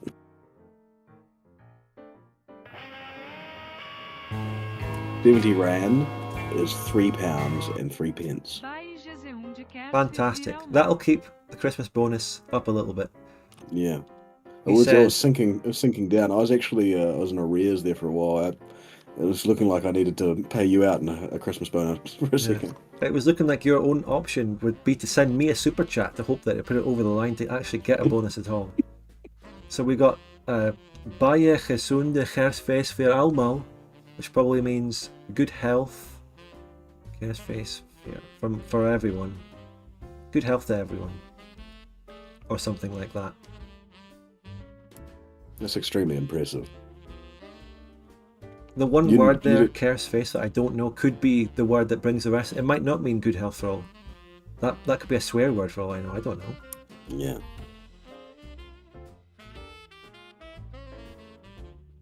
You can see the little CIA name on top of Piechucker's helmet there. The good detail by Zenmos. Because all CIA operatives would walk around with a sign saying CIA on their helmet. To be fair, that's why they shouldn't make me a CIA operative. Or maybe they should. Is because, I don't think I'd do a good job. It means Christmas, but I don't know if Gesunde actually means health, does it? Like good health, because I know in Germany you've got Gesundheit. Oh, he just says Merry Christmas. Oh, so it just means Merry. Yeah. Or something like that. Merry Christmas to everyone. Yeah, there you go. Thank you. So that basically concludes our Espiocracy deep dive. It wasn't exactly deep. The potential puddle that we could dive into is very deep, but we just sort of waded into it and dipped a toe in and go, oh, it's too cold. See what I did there? It's too cold. Cold War. Oh wow! On purpose. Definitely well planned. Now, yeah, no, I think we need to do some research on this. Come back to it because I'm very, very interested. Very, very interested to see, what we don't know, which is a lot. Yeah, I'm going to go off and do some research on Espiocracy and come back with a massive, in-depth report on who killed JFK. Oh, I went off on a bit of a tangent in my research on the Espiocracy game, guys, but I did find out who killed JFK in the process, so... Provable as well. I'll come out with a 4-hour-long Let Me Know style video essay on the book depository. Yeah. The Piechucker and Spudgun files. Yeah. I've concluded that it was Lee Harvey Oswald, everyone. I've broken new ground here. Ooh, that's not interesting. It's aliens. It's lizard people. It was this guy. It was Jacqueline. I've found witnesses who actually said they saw a weird green glowing guy in a Judge Dredd helmet with CIA on his head running away from the Texas Book School Depository building.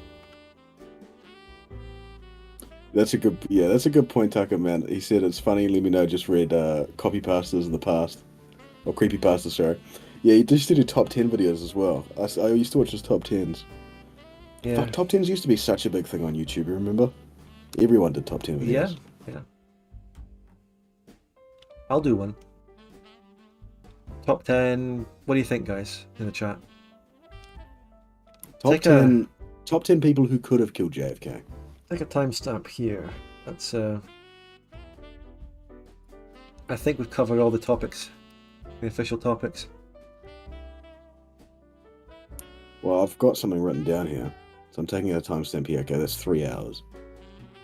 I've got. Have you got any? Because we're talking about 2024. Have you got any New Year's resolutions, Spud? For the channel, I mean, I'm going to talk more about general year stuff. I want to do more of that in the Christmas stream. Because this stream was designed to actually nail down some topics in our typical fashion, which doesn't really nail them down that well or that concisely. But I think I want to go into it more then, in terms of having an overview of the content of this year and the things that happened, and then looking forward to the next year. Yeah. Top 10 Nurse Reno moments. One of them is Big Weevil's video. One of his more recent videos where he had a big Nurse Reno rant. By the way, the Meme River is a Christmas series. Is it? Oh, because, wait. Don't you? Yeah, you mentioned Christmas in it, don't you? In the same way that Die Hard is a Christmas film. You see, it was just because I released the Meme River series over a Christmas period, and I put a Santa hat on Nurse Reno in the first thumbnail. Therefore, it's a Christmas series. I don't think Christmas is actually mentioned. I feel like you do have a video where you mention Christmas. Like Part 14 of Bavaria. Really? Is that true? Part 14 of Bavaria. Remember the little Christmas truce scene? Yeah, that's what I was thinking of. That's the one. That's the Christmas video. That's very recent, yeah. I thought it was further away. I have part 16 coming up on Friday, but it's not really going to have any Christmas mentions in it or anything. This is definitely a longer series for you, by the way. I know. Longer in terms of how long it's taken me to actually make it, and longer, perhaps, in episodes at the end of the day. Well, it's been like there's been no lack of interest in it as well. Like, people are very excited about it. It's been a great series, actually. When did you start it? 3 months ago? Longer? Longer. It'd be longer than that. Can't remember exactly when it was. It was like midway through the year, July? Was it that long ago? No, maybe not. Or was it? No, that sounds about right. Five months ago, yeah. Yeah.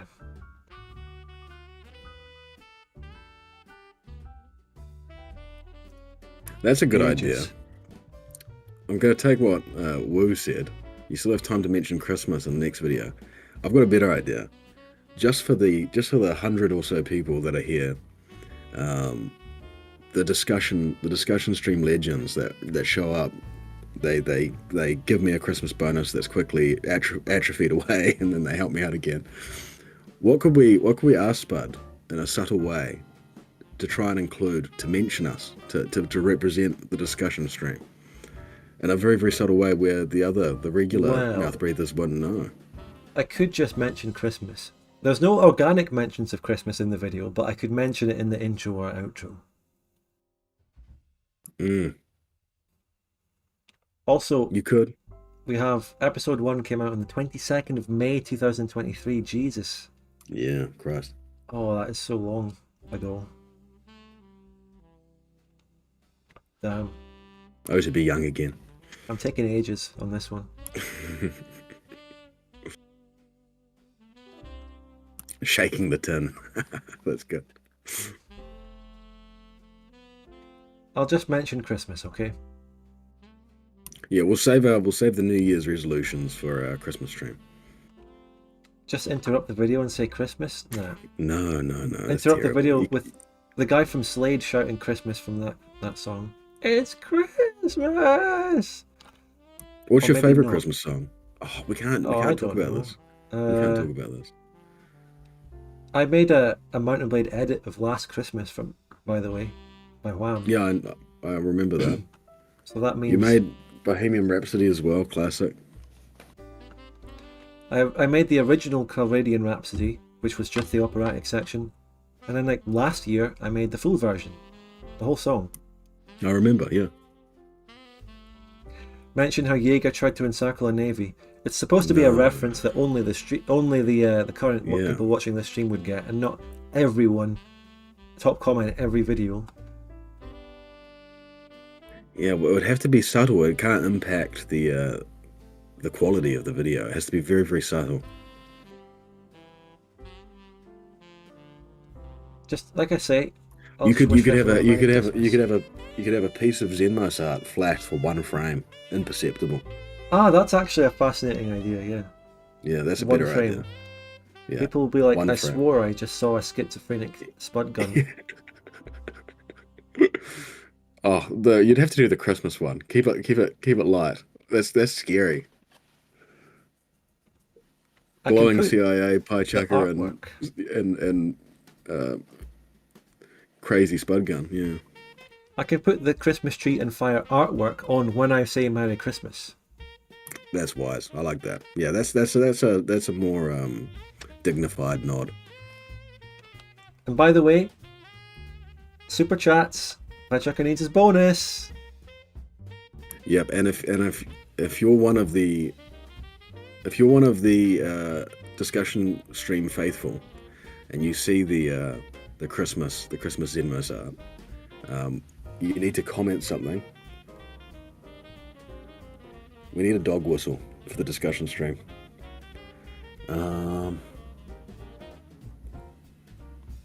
What was my name? Like what was my name?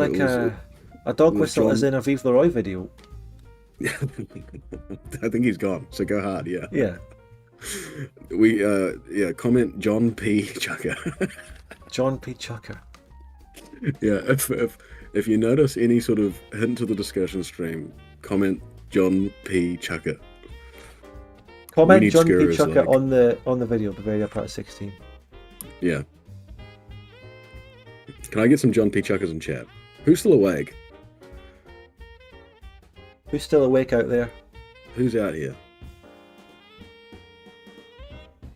Type 1 in chat if you're awake. Yeah, type 2 in chat if you're asleep. I have not tried Distant Worlds 2, but yeah, maybe I have actually, because you didn't ask in a super chat. Oh no, we shouldn't have talked about sleep. Oh dear. John Piechucker, that's fucking awesome. I love John Piechucker. Oh, I know what we could do. No, it would be hard, too hard. It'd be too hard. You know how like you use stock footage sometimes for a meme? If you could find a way of replacing a meme with Sid Meier. because Sid most Meier. people wouldn't recognize him immediately, and so it would be very subtle. The Sid Meier meme from that stream, which was then edited into the Spud Light video, actually took off, did pretty well. Yeah, it People did well. did reference that a lot. Yeah, it was very funny. Sleeper agent. Oh yeah, that's an Espiocracy reference. Is the game going to be so boring that you turn yourself into a sleeper agent? I don't think so. By the way, go I was going to mention this, but one thing I'm very excited for about OpenVic, and I talk to, my Antipodean brethren, is that it's really hard to find a Vic 2 game that you actually want to play in as a Kiwi, because the netcode's so bad nobody wants you, and if you play on the Australian servers, actually fuck it, fuck everyone. No, I'm not saying that. What about Victoria 2 Down Under, the Aussie server with Mr. Kiwi, Oceania? I've played it. I don't know if I've played in that specific server before, but I remember it being like just a complete horror show in terms of the way it was organized, and they used Hamachi. And I was come like, on. I'm on the server, I think. It's Pacific Vicky. I might be thinking of a different server. Listen, I'm it's not led by this guy people. called Boris. Could that be the same Boris who gave super chats earlier? Yeah, I think Boris is Australian. If it is, then that's why I'm shouting out his server. Yeah, I'm not referring to that particular server. I'm referring to experiences trying to play. Oh, probably things have improved in recent years. Yeah, I'm talking about 3 or 4 years ago, so I might be out of date. Oh, you're true. I came out as gay today. I did not say the N-word on stream. Don't say that. I did not. Who said that? Taco said it's earlier. Taco Man. Yeah, Taco said, what did Piechucker say? That's the link for Pacific Vicky, by the way. I've actually considered playing a game there myself because the time zone means that it would be the morning for me, and I could have a coffee and play a Victoria 2 session in the morning. Well, if you do, unique. If you decide to, then invite me because I'll come play. I'll bring you with me. That'd be a good idea. Yeah. Because then I can break into the mainline content and move from a niche nano celebrity to what's between nano and micro? Don't know. Minute. I'd be a minute celebrity. Diminutive. You're a famous Spud Gun community man, right? But yeah, obviously you don't appear in the mainline Victoria 2 series videos. So, what comparison could there be for that out there? I don't know. I do appear in one. I'm mentioned. It's like an uncredited mention. Well, it is the credit, so it is a credited mention. But manlet celebrity, that's good. Manward. Did someone mention Manward? No, it was Manlet. Yeah, Manward was another Manward. meme from these streams. Oh, Manward is so fucking good, and that's you failing to talk again. Yeah, but the better one that I came up with more recently is Risington.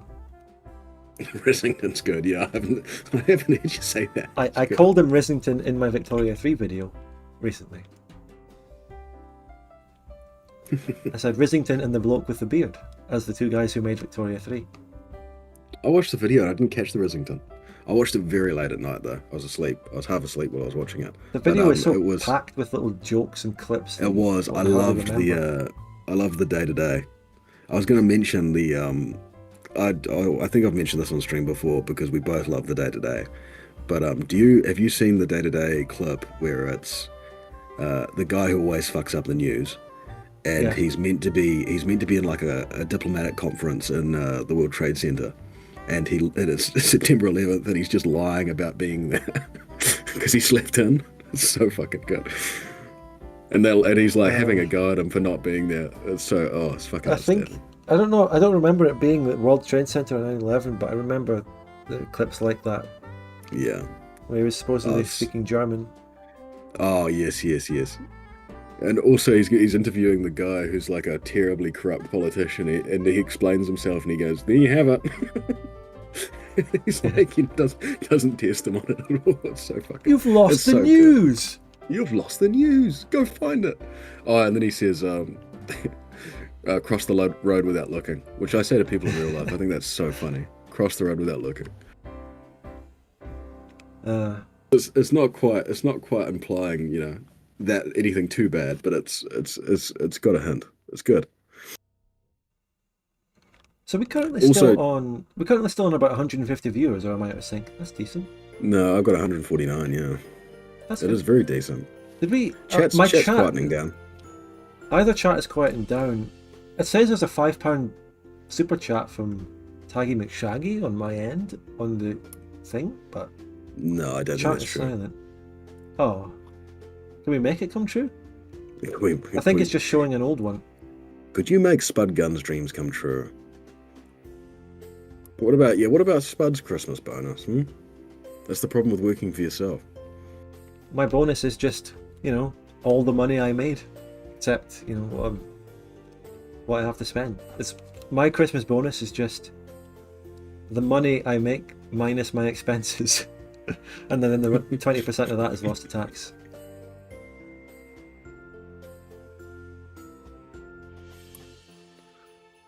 Have you seen? Is there anything that you've been up to? Well, because I can't ask you about Christmas because there's all the good Christmas questions. What's your favorite Christmas movie, etc. We'll save those. Yeah. We'll save those.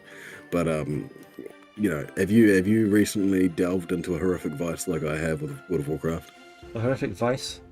Well, in Yeah. terms of games and stuff, I have recently downloaded the Mass Effect Legendary Edition on Steam, so I'll start getting back into some Mass Effect and play through them when I have time, away from editing and working. And I've only played the socialising. first. I've only played the first one. Also, I don't know Yeah. what you're like, but I am always like the most evil I can be in games. I think it's because I'm such a wonderful guy in real life. I get it all out. Yeah, I'm not And evil so- in games. I always did the renegade. What was it, renegade, and what was the opposite? See, I can't even remember. I was always choosing the renegade options. When I play the Mass Effect, yeah, I'm not streaming them though. I just want something to chill out on off stream. As for what we're playing on stream, well, it'll be more Lethal Company. I don't know, people have said, Lethal Company is just the flavour of the month. It'll die down. Obviously, it will die down from the peak it has now. But do you think it can be a long-term game that we actually play for a while, or will it Absolutely. run its course? I think it's something that will come in and out of as he releases updates. I think eventually, we'll probably, in maybe a couple of weeks or a month, we'll pause where we're at and we'll wait for the next update, and then we'll probably come back, unless there's like Yeah. some really cool mods that have come out. There's mods and updates that can bring people back and bring us back. But as it stands right now, I'm down to play it. I'm not saying I will play it now or tonight, but I want to play it. So it's not like Yeah, I've no. lost interest yet. I'm looking forward to the Friday game where we bring in loads of people. That'll be crazy. But I'm also That just will be looking nice. forward to playing it in a normal squad. We might want to only have the lobby size mod and not have any other mods to try and keep the game as stable as possible. Yeah, probably. Yeah. True. Paragon, true, that's yeah. it. Paragon and Renegade, that's it. But they're 100% worth playing. Yeah, Locust Canyon, formerly known as Piechucker. I told him to change his name because I just think Piechucker and Piechucker is just a bit weird. It's because we used to duo in League of Legends. That's how that started. Ah. I'm the original. I just know him as Piechucker. I will never. Yeah. I don't think I'll ever remember the other name. It's not as iconic as well. Locust Canyon. It just rolls off the tongue nicer. Although Locust is alright. Locust is okay. But then to You're base sure your not- identity around another person. Yeah, exactly. That's the problem. And people think that he's my alt. That's the problem as well. Oh. Well, he is, but besides that. You're going to go on with your Piechucker account into the Espiocracy Discord.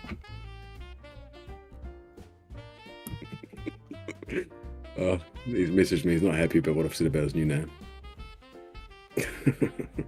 I'm Yeah, on his so- his old name's side. But I Yeah, don't, you- I don't mind it. It's nice. The new one. Yeah. Yeah. Okay. What else? What have I been doing? I watched the second season of Welcome to Wrexham. That was brilliant. You don't have to like football, by the way. I don't really like football. It's really, really good. It's a good feel-good show. It's good to Is watch this with the the family series of and what? friends. Welcome to Wrexham, about the football club, Ryan Reynolds. Oh, right.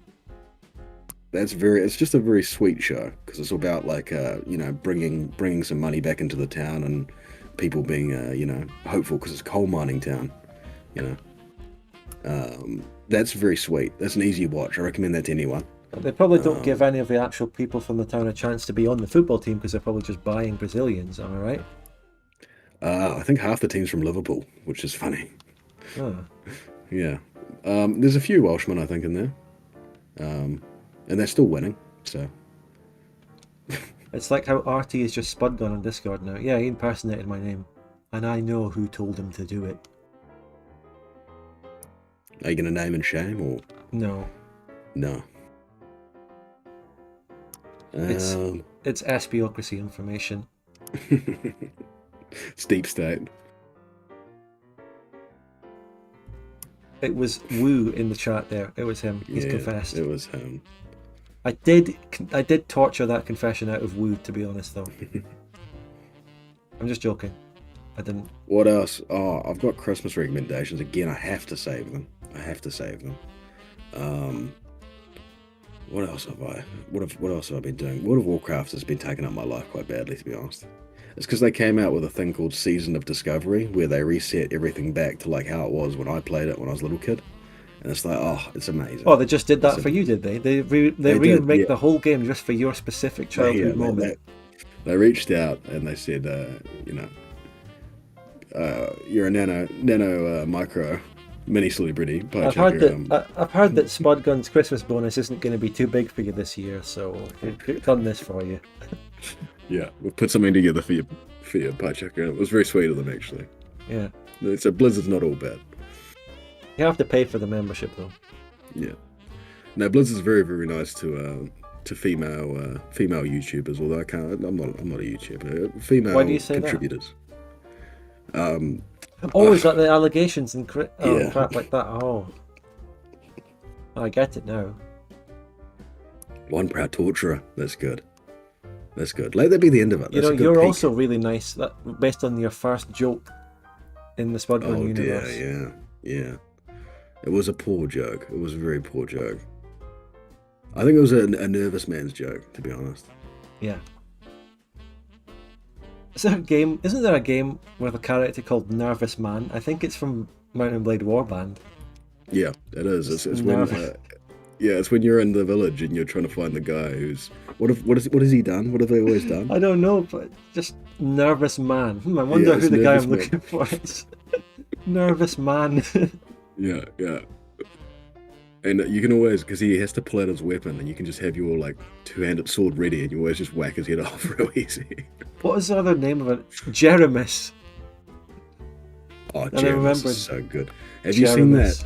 Have you seen that Jeremis edit? That could be a great way to finish this. Wait, let me find it. Jeremis. He killed the king's sergeant or something.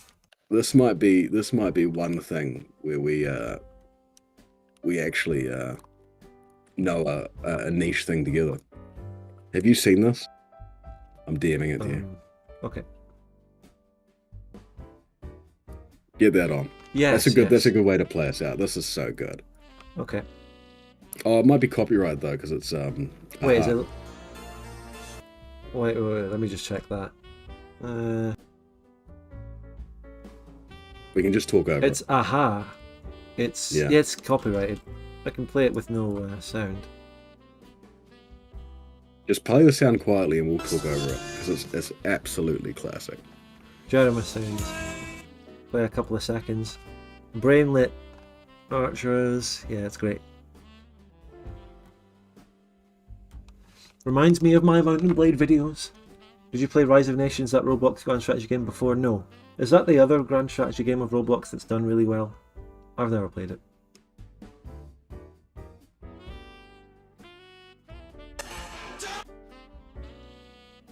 Oh, there he is.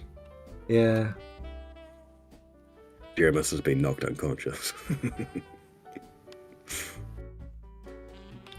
That game was fucking outstanding. That game was so good. And so were all my videos on it. Have you played Kenshi? No. I haven't played much. I haven't played anything that Piechucker asked me if I've played as well. Oh, definitely not. Yeah, Spud's too busy with Roblox. But anyway, we've got to wrap up the stream soon, so Yes. increase Piechucker's Christmas bonus a bit more if you could, please, before we wrap it up. One last, listen, I've taken my Christmas hat off. I've taken off my elf ears. He's taken his Christmas hat off and laid it down in front of him. Yeah. On the street. Please, There's a tragic. Can you please space and change, mate? Oh, fucking Legion. Oh, that's actually a good question, Spud. Spud, would you still invite me on these streams if I actually did sound like that? Away with you, vile beggar. If you did sound like that, probably. I mean, You really think so?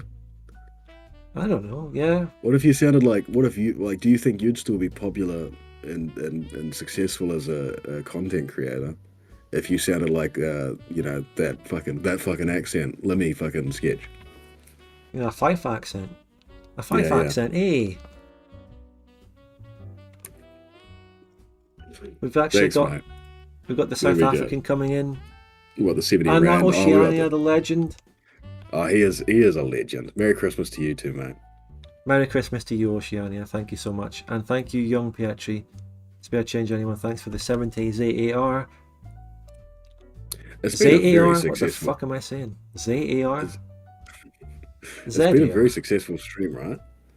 I think it has. Yeah, that's been great, yeah. Yeah, it's been really good. Well, thank you guys, and we've still got over 100 people watching, even though we're fucking stumbling towards. We've got to use this. We've got to use the viewers we have right now. How are we going to use them? Content? We need to mobilize them. I don't mean use them as use them for something. I mean use them as in use the audience we have to put out some great content and enjoyment, or just beg for super chats more. Yeah. Well, if it works, if it ain't broke. Woo has given a super chat, and it's revealed what his profile picture is as well. Thank you so much, Woo.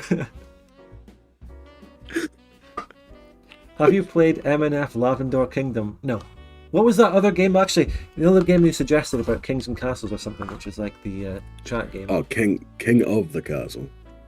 No, is that the one you suggested to me? Yeah. Before? Okay, I'm writing it down for the future on the same list.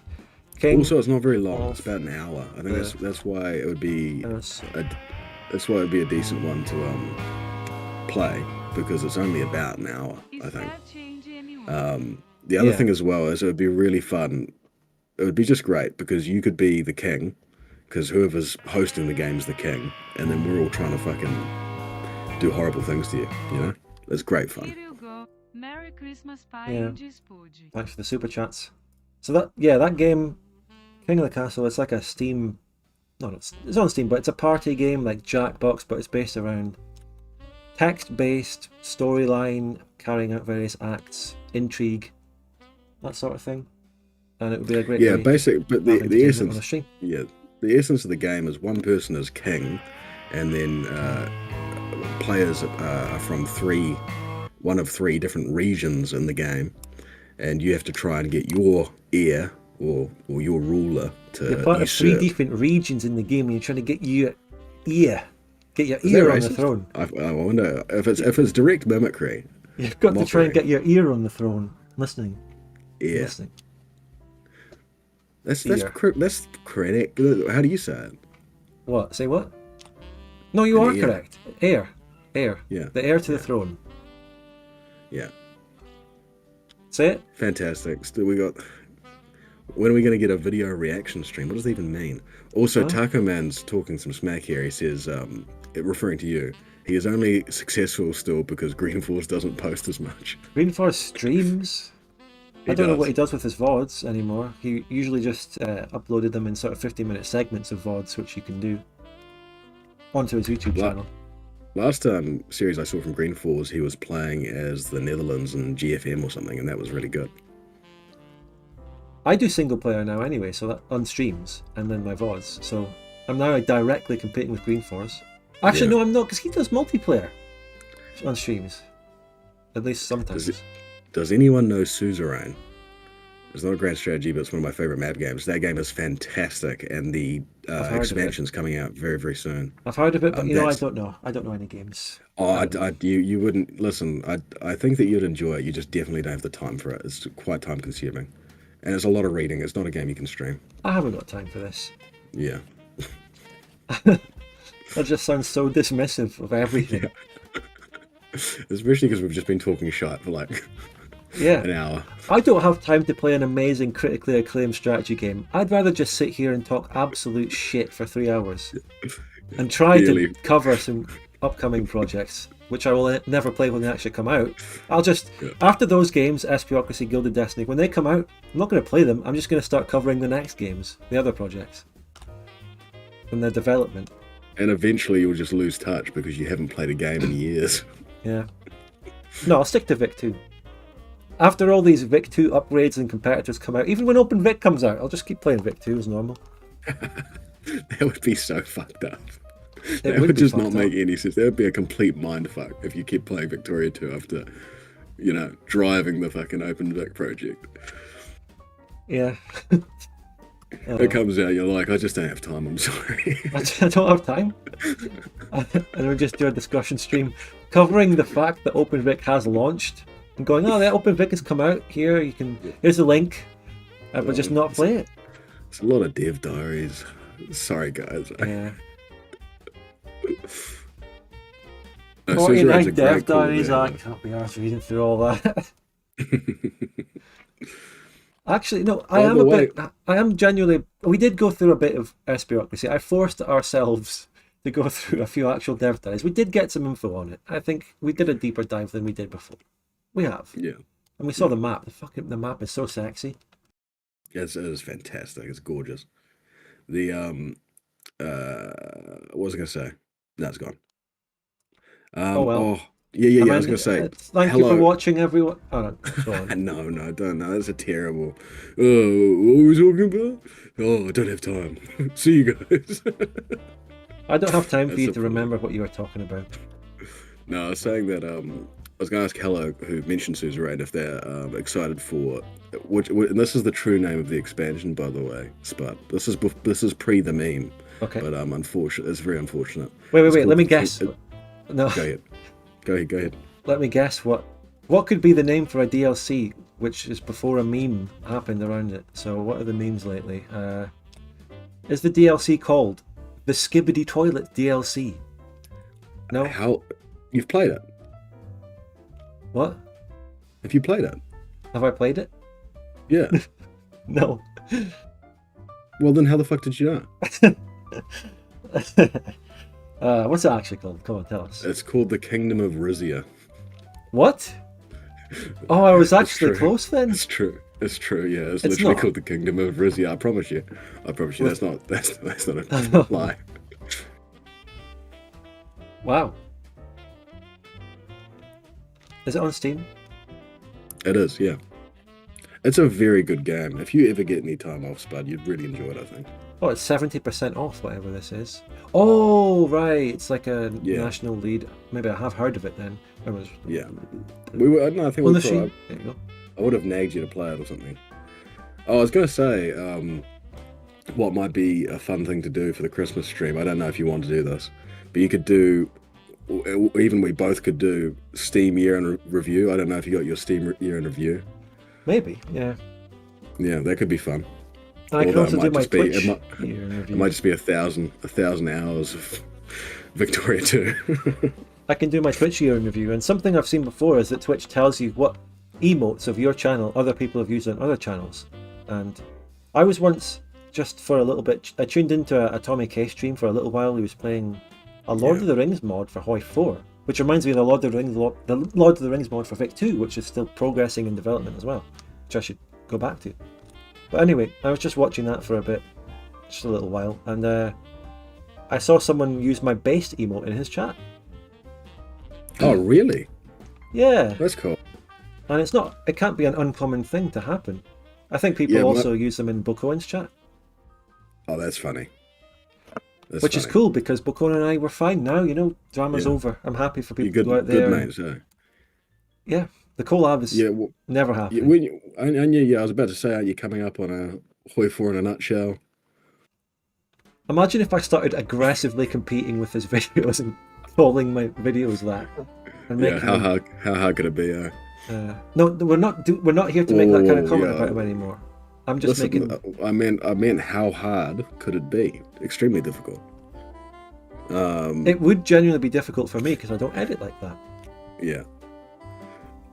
No, he's got a certain charm about him in terms of the fact that he's got his friend group and they do have good chemistry with each other and stuff, and yeah, bless him. Yeah. I was just looking at my Steam review real quick. It says I've played 88 games this year, and that just can't be true. Who's played 88 games? I don't even think I've got 88 games. You've played more than 88 games of Lethal Company. Oh, yes, absolutely I have, but Christ. By the way, to make the TZP inhalant meme in the Piechucker's Christmas I was going bonus, to ask you how you did that, yeah. I couldn't find any sound effect clips of it on YouTube. There were no sound effect. There's sound effect videos of all the monsters, but I couldn't find one for the inhalant. So I literally just went in to one of the disused saves, started a fresh game. You can't afford TZP inhalant from the start, so I went in to experimentation, grabbed a couple of bits of loot from the first couple of rooms, took it back, which would allow me to afford it, and then I just went back, finished the day, went back onto the planet just to see down the days without doing anything, and then went to the company planet, sold it, and bought TZP inhalant, bought it, started recording, used it, and then stopped recording, and then I used that in the video. That's high effort. That's very high effort. Oh, that's I did all that idea. this morning to make the video this morning. I've just had a great idea, Spud. Have you got your piece of paper handy? Yeah. Raft. You and me playing Raft could be really Raft. fun, especially because it's not terribly long, and it's very fun. It's one of the best games I've played. I played that in January, but that game is very good, very, very good. Raft. Yeah, I've noted it. Someone, Taco Man said, fake beef with Tommy K could be hilarious. Yeah, me, Tommy K, and Bill Cohen should all start attacking each other over our edgy pasts. Yeah, we should all do that. That's honestly probably just good for business. Probably. Well, now that Bill Cohen and I have solved the drama and we're cool, we could start a fake drama. Or a fake continuation of the bit we've already had. Yeah, or you could get the collab. You could get the bag. It's like taking a sponsorship. No, look, there's a difference between, shaking hands and putting aside drama and actually fucking collabing. No. Yeah. Another nice thing to say about Bo Cohen is that he does charity streams. He actually has raised a significant amount of money, and that's very, very impressive. Yeah, that's very good. It's in the tens of thousands of dollars. It's very, very impressive. And anyone who's doing that is a great guy in my book. Kayfabe drama arc. A good spirited beef is great fun.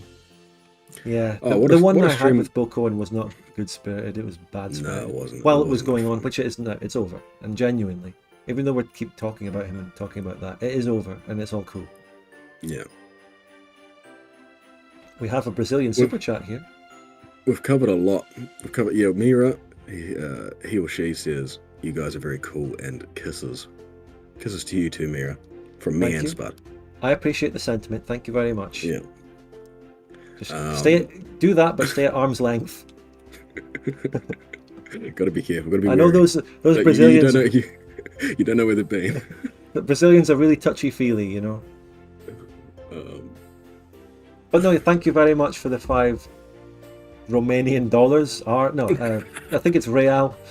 But then why would if the currency denomination is called real, then why has it got a dollar sign? Anyway, thank you very much for those. Taco says is by taking donations. I don't take donations, but if you or I do on my stream, come and subscribe. I've seen you on my stream before, Taco. It's always fun to have you on my stream. Taco is a great guy to have in your stream, as you know. I invited him to the Lethal Company yesterday. He couldn't make it. Oh, what a bastard! Piece of shit. Damn you, Taco Man. Our crew was, bless them by the way, they were great, but our mod crew struggled. Yeah, they did. Definitely struggled. One of them struggled to stay in the game with his connection. Yeah.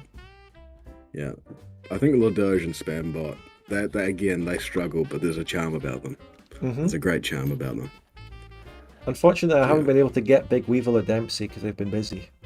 Yeah. I think the thing I like about Big Weevil is he just has a very unique sense of humour.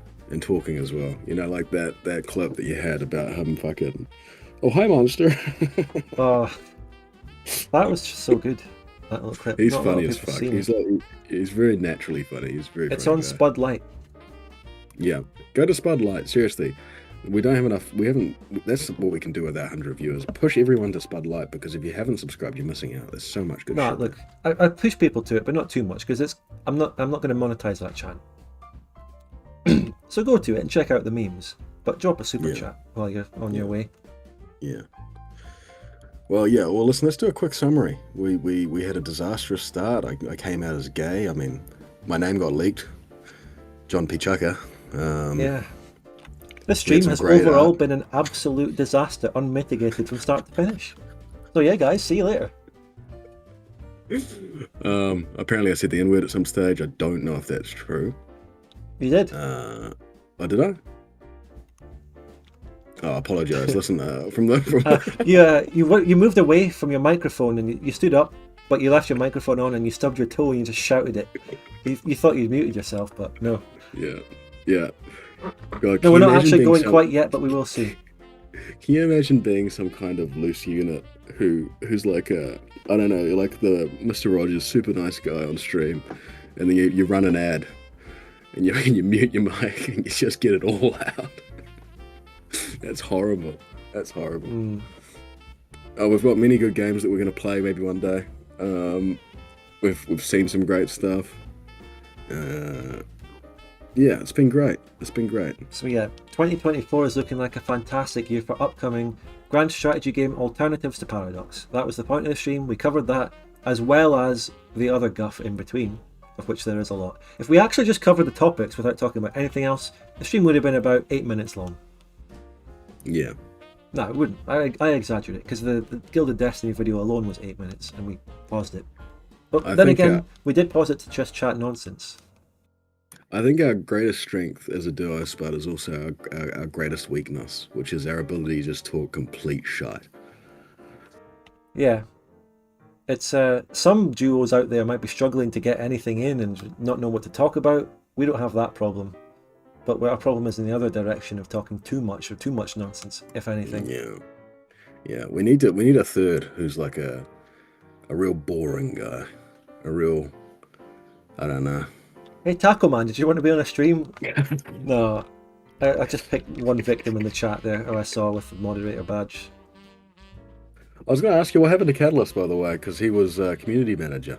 Is he still involved in the project? He's still around, still chatting, and still paying That's attention. good. He didn't just disappear completely, but he just stepped down from his role because, you know, he's had changes in his personal life and stuff, and volunteering time onto that. He's also got a job, you know, all these things. Yeah, he's a busy man, absolutely. I think big respect to him. I think you mentioned that as well, because he did a tremendous amount of work at the start, and up until, you know, just recently when he stepped down. You know, we've got a lot to thank him for with his efforts, big time. Absolutely, and there'll be plenty of time to also thank all the other members of the team for what they've done, but for Catalyst, since he left recently, his contribution at the start of the project, setting it up, making the Discord, getting it going, capturing the interest by creating the team application, for all these little things he's done, as well as just generally helping to steer the project through all those months, cannot be understated. He was just an absolutely amazing contributor. And thank you very much, Ghost, for the 17 months of channel Merry membership. Christmas to you too. Yes, Merry Christmas. I was going to say, by the way, Spud, I'm desperate to get on the credits of OpenVic.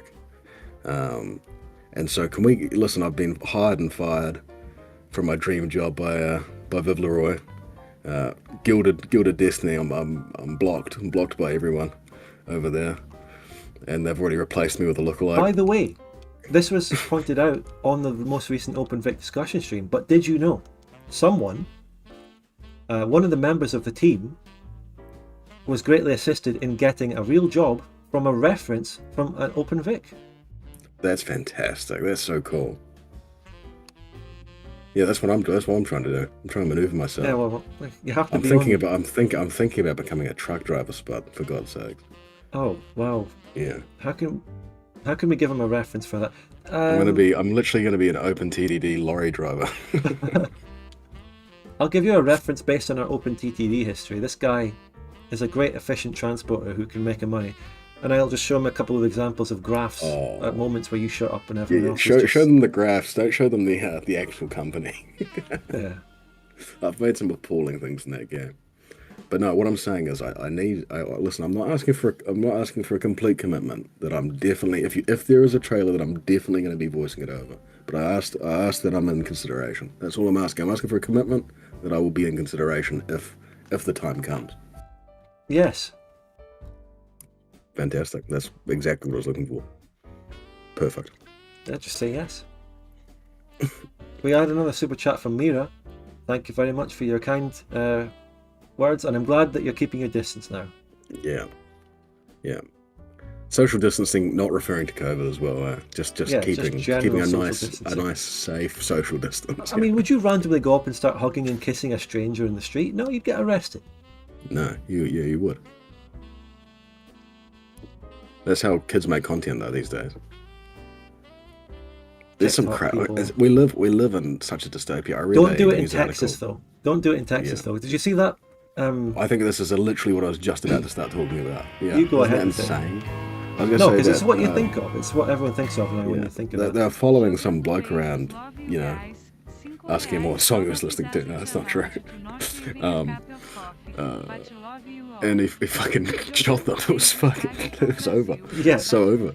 I mean, it was in a shopping mall, as they say in America, and one guy was filming from a bit of a distance, and another guy had his phone out, and I think he was like trying to get a random person to look at something on his phone. I think that was it. And he was just pushing it in his face constantly. And then the victim there, just shot him. Took out his gun and shot him once around the stomach area. Yeah, we know where you stand. And you just referred to him as the victim. He was acquitted. He got a Bronze Star, didn't he? I think he got away with it for shooting. Yeah. He got the Presidential Medal of Freedom. That's America for you. Yeah. The Medal of Honor. Yeah. Oh. All right. Let's wrap up because it's 5:45, and I've got to do some Christmas shopping as well. My God. Oh. My God. Mein Gott, as they would say in Spain. Where are you off to for Christmas shopping? Big city? I can't mention. Okay, not big well, don't city. then. It's fine. It's fine. Yeah, it's Christmas. It's Christmas. I can't mention this, but I got some great Christmas presents for people. Got some great ones. I mean, I went to Perth for some Christmas shopping. I can say that. A couple of weeks ago. Oh, really? You could have told me, and I would have flown over. It's only 3 hours. 3-4 hours. Oceania met up with me. No, not that Perth, stupid. Perth, Scotland. The original, the OG Perth. Yep. Yeah. I'm fucking so tired. Listen, you have to let me go. You have to let me get out of here. You have to tell them what happened with the Lethal Company stream as well. Tell us about this whole time, including what you did before the Lethal Company stream. Just go over that. Tell us. What do you mean? Tell us how this has been. Tell us how this schedule has been for you, as well as the Lethal Company stream that we just did. Oh, yes. Okay, this is fun. So, me and Spud obviously been doing this a long time, and so I'm pretty elite at figuring out time zones and shit like that, especially between, here in Scotland. And it's very easy because it's normally 12 or 13 hours. It's like super easy to figure out. But Spud, so basically this morning for me at 7 a.m. I did a 3.5 hour Lethal Company stream with Spud. And then Spud went to sleep. He had 8 hours of sleep. He had a breakfast, a nice lunch, and then early afternoon.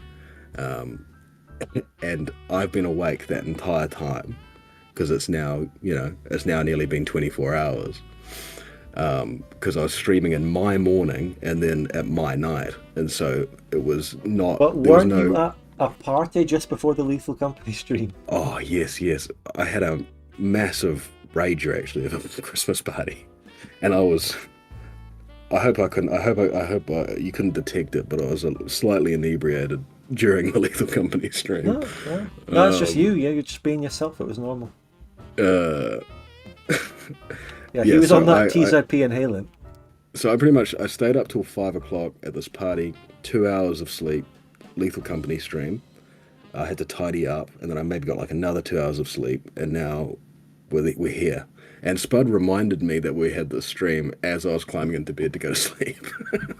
And telling that story makes me sound bad, and I feel bad. No, it doesn't. It doesn't. For getting him on these streams away at these ungodly hours. No. I love it. I love it. This is fantastic. Well, all right then. Well, I've got another one planned in 7 hours time. Oh, so fuck. Actually, it's coming up to the time that I would start a Lethal Company stream in about an hour. So are you down? Yeah. Nah. I think yeah. Maybe do another YouTuber Lethal Company there. I need some sleep. Oh my god. I need to have some dinner and then edit Bavaria Part 16 this evening myself. I'm going straight to bed. That's what I'm doing. All right. Straight to bed for me. All right. Listen, any last final super chats? Anything you've got to say? Anything you've got to say to me? Chat? Yeah. Any Christmas bonus, messages? Any last Christmas bonus top-ups? I mean, I've just how are we looking on the Christmas? Yeah. I've just put my heating on, so it's going down. Bonus is going down. Merry Christmas, Viking. Thank you very much. Viking's been great in chat, actually. Merry Christmas, mate. And Merry Christmas to everyone. Listen, and if you can't do a super chat, that's always fine. It's always just great for you to be here and be a positive member of the chat. It's always fun. Absolutely. Merry Christmas to everyone, but we also do have an actual comfy Christmas stream on Saturday. And I'll bring in other guests. It won't just be me and Piechucker. You know, the thing we used to do. I used to bring in people who were waiting in the waiting room. I don't want to do that again. Yeah, we should. If anyone should show up. All right. Thank you guys very, very much. Oh, there we go. Yeah. Mia's a lot, but we like him. We like him a lot. Muito Maybe not as much as he likes us. I think it's muito brazos or something like that in Portuguese. And that means what? Merry Christmas? No. Lots of kisses or something, or hugs. I think brazos is hugs. I don't know. Mi corazón. Mi corazón. My heart. Yeah. I think it's my love as well. Yeah, alright, yeah. Get it. That would make sense. Yeah. Mi amor. I know that from the Beverly Hills Chihuahua movie, because they have a Chihuahua that's Spanish. That's cool that you got a lot of great linguistic knowledge from such great cultural paragons. Yeah, Ridley Scott directed that one. Did he? All right. I wouldn't put it past him at this point. Yeah, at this stage. Actually, I would put it past him. He's not good enough for that anymore. No. Well, it's not a bad movie. My stomach's rumbling. I need to have breakfast. All right. Goodbye, Chad. Goodbye, Spud. Merry Christmas. Feliz Navidad. Merry Kiramiti, if you're moldy out there. And yeah, thank you very much for, hopefully, my substantial Christmas bonus that obviously 80-90% of it's gone due to heating and power. Spud got up before and just turned the shower on for no reason. But it's almost addictive. I've turned the oven on. The oven's been on during the whole stream, cooking nothing on 200 degrees. He's got all the heaters on the house and he's got all the windows open. Fucking hell. Vindictive. And I'm just rendering. I'm rendering a blank video so that my PC revs up for no fucking reason. Oh, when you get a new PC, Spud, you should have a rendering PC. You should use your old one to render. But my old one is breaking down and getting shit. But well, you should try and take the good bits out of it and make it into a little rendering PC, because loads of people do that. But good bit isn't the good bit's the graphics card, and what you really need is the processor. And we'll talk about this more in the Christmas stream actually, because I want to talk about building a PC on there. Yeah. So thank you, Piechucker, once again. We could even build you a PC on the Christmas stream. That would be fun. That with quickly? PC Parts Picker. Yeah, I've already got it. I've already got it. Well, don't say more that. More or less. I mean, I don't have the PC, but I've already got more or less a plan on the build. Yeah. We'll talk about the plan. It'll be great. Yeah. All right. See you guys later. Enjoy your dinner, Spud. See you guys. Thank you so much, Piechucker, for being on and having another great, fantastic stream. and I'll see Always. you soon. Oh, wait, hold up. I'm plugging. Join the Piechucker Discord. Follow me on Twitch. That's all. Subscribe on YouTube. I'm making a YouTube video. Promise. Yeah. Although I've said that before. Yeah, going way back to the start. You probably said them like a year ago. In the 2022 streams. The thing is I'm not a fibber. Like, I actually have nearly made a YouTube video many times. Like, I haven't not made YouTube videos. I've gotten very, very close. Yeah. All right, I'm out of here. Bye-bye. Make a compilation of your failed projects or something. Come on. Oh, yeah, that's a good idea. Napoleon's Legacy finale. That's your fault, Spud. What happened to your audio? Terrible. I don't know. I might still have it around here somewhere. I don't know. I'm looking around. Yeah. Listen out. Okay. You might hear the audio. Just go out. Listen out. You might hear it on the wind. Yeah. I could dub over the voices of everyone else. You got to That'd piece actually be together quite what fun. they might have said. Yeah. Well, it was that whole campaign was just bullying poor old Jonas. And Yeah. he got his whole country stolen by the fucking crisis. That was so funny. Oh, that poor bastard. It was no sympathy for him either. No sympathy at all. Yeah. All right. No, guys. Sweet dreams. Bye-bye. Bye, Piechucker. And now you, chat. I'll say goodbye to you. And I do want to say thank you, Mira, for your last final kind super chat. 5 Brazilian real dollars. And yeah, the Christmas schedule will continue after this as well. I've actually still got the schedule here. I should have had it on. There it is. Tomorrow, I've just got a regular Victoria 2 stream over on Twitch, which is the Zorao campaign continuation. It's very fun. Check it out. I've also got the VODs on the VOD archive. Friday, you know what's coming on Friday. It's Bavaria Part 16. Followed up by a Lethal Company stream with an unlimited lobby. And then on Saturday, we have the previously mentioned Christmas comfy chatting stream. And check out my new video on the Spotlight channel. It's linked in the description. It's Piechucker's Christmas bonus. Alright everyone, it's been a pleasure. Thank you so much for your great contributions in chat, the super chats. And thank you for Vive Leroy, who was one of the members of one of the projects shown who came in. And just have a great Christmas, everyone. Enjoy the rest of your week. Bye, everyone.